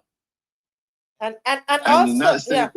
Also, they believe that nobody's going to do anything. Remember, that happened, and then 2 days or the day after, they shot up near, a bus stop, and children were running. A whole nursery had to be closed down because the children were traumatized. I mean, they basically are in charge, and so we need to find out. The whole anybody for that day yet? Exactly. And Mr. Weekes, this is one that you gotta look at. Those fellas, when they get locked up, they're getting paid at the prison. When they come out, they get a lump sum of money. If a fella spend 10 years up there, when you come out, you got real money now. Because you don't got to spend real the money. So you got to watch that money that these fellas are like this, ready to figure out. If you're going to spend 10 years out there, when they come out, I got thousands of dollars. These fellas don't got to say figure out. And that is what's happening in this country. Wow. These fellas want to get up there. These fellas seem to want to get up there. want to get up in that hotel. That was all he said. You want to be the young person just going to want to shoot up and kill people just to get locked up? Something ain't right. Something is not right. I'm telling you, it is not right. And I can feel it. You feel it too? You realize that something is wrong? Of course you can feel it. And not only can take a seat and I tell you already look wrong Barbados, so the dark clouds moving wrong Barbados. Mm-hmm. Something is wrong. You can see dark clouds, Miss Weekes. Wow, yeah. I never see Barbados is scary. Yeah. Well, listen, on the 28th, on the 28th, yeah, caller, I want to just invite you that if you want to join anytime on the 28th from 6 o'clock in the morning until 6 in the evening, we're going to be we are attempting to put on some kind of programming on the show, on this channel, so that you can you can connect with it. It will be something positive that is reflective, cause us to think about us being Barbadians, think about the heroes. It's Heroes Day. It's going to be all Barbadian, and we just want people to know that if you're not here, if you don't want to log on, find a quiet moment, to think about what it means to be Barbadian and how are you contributing to this country. Right? Let it be a day of reflection, and a pause. Yeah. All right? Yeah. Thank you. Yeah. Okay. God bless you. All right. Bye-bye. Folks, what a night this has been. And by God's grace, we are going to be on again tomorrow. We have lots more questions to ask tomorrow. And so we're going to ask you to join us tomorrow at 7 o'clock. We have lots more already. My phone is going. People are sending me lots of things. So, I know that I have a big moment tomorrow. And guess who is going to be with us tomorrow? Guess who is going to be with us tomorrow? It is, oh my God, and his name left my mind, Dave. Dave is, Dr. Aline. Derek Allen. Dr. Derek Allen, he was supposed to talk to us about the trade unions and about labor. Yeah, the labor movement and employment and etc. And he had all his research, but we spoke about crime. So he's going to come on again. And when he comes, he brings it as it is. And that's what we want. We don't want no fakeness around here. We don't want no more $3 bill. No three. Derek Allen is no $3 bill. All right. He's a very intelligent man, as Miss McLean has been telling me over the years. And we are honored to have him and to sit at his feet. Yes, remind me of Caswell's time and Glenn Murray and all of those, who have been here. And Mr. Murray is not going to be able to make it tomorrow. Again, he has something personal that he's working on. But, Dr. Derek Allen will be with us on the show. All right. And others. We will let you know as time goes on. All right. Blessings. I love you. Thank you so much. Stephen, remember Stephen Evelyn. He is at Newton Roundabout near to Gildon. Go and support him, please. I know you probably have your regular vendor at the market, but there's a reason. They wanted to take bread out of this man's mouth, all right? And I'm saying, go and support him. And as I said, if there was something wrong with what he's doing, because I'm not the police and I'm not the legal people, I don't know. But I'm saying to you that I believe go have a talk with the people and try to regularize them and make everything work. Bring the papers, but don't try to shut them down. All right? Let the people eat their food.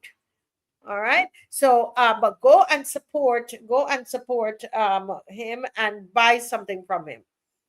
Buy something. We need to get some pumpkin and something. I wonder if he has any pumpkins. So we want to go and support Stephen Evelyn, there. And remember, the pause is happening on the 28th. Is the pause. The pause is on the 28th. Gospel Fest, May 31st. We're all going together there. All right. All right, folks. And listen, when you get the $3 bill, don't spend it. Don't try to spend it. Then police gonna come for you if you try to spend that $3 bill. All right. They want to see the fake $3 bill. Good night, folks. God bless.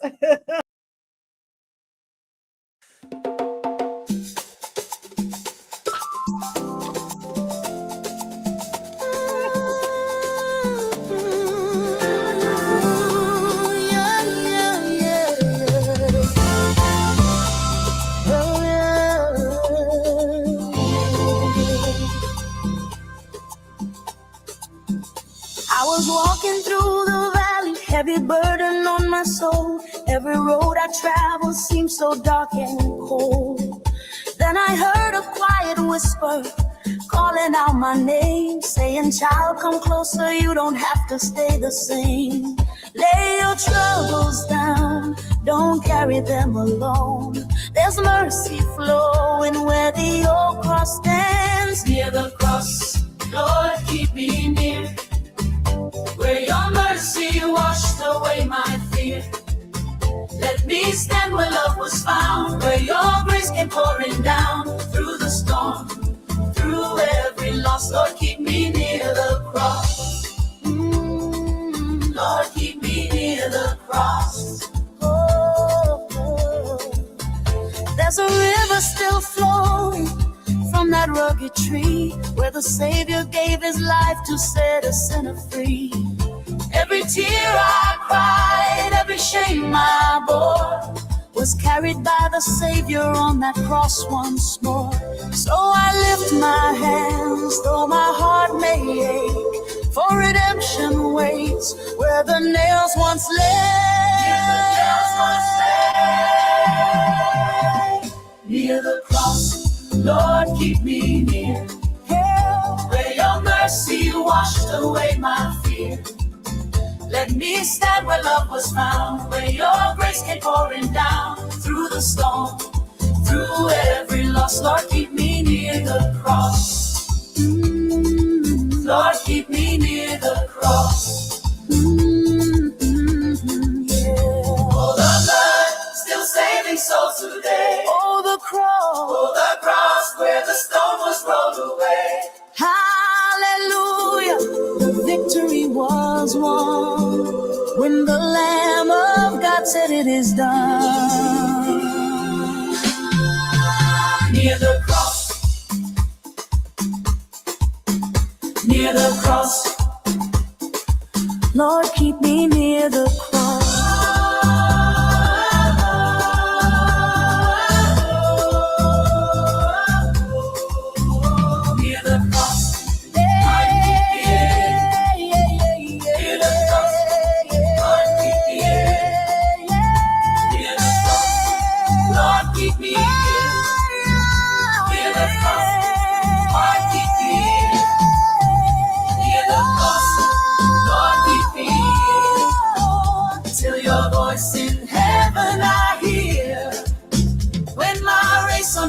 Done and the crown of life is won, I will sing forevermore. Thank you for the cross.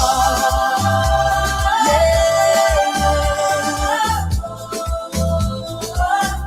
Thank you for the cross.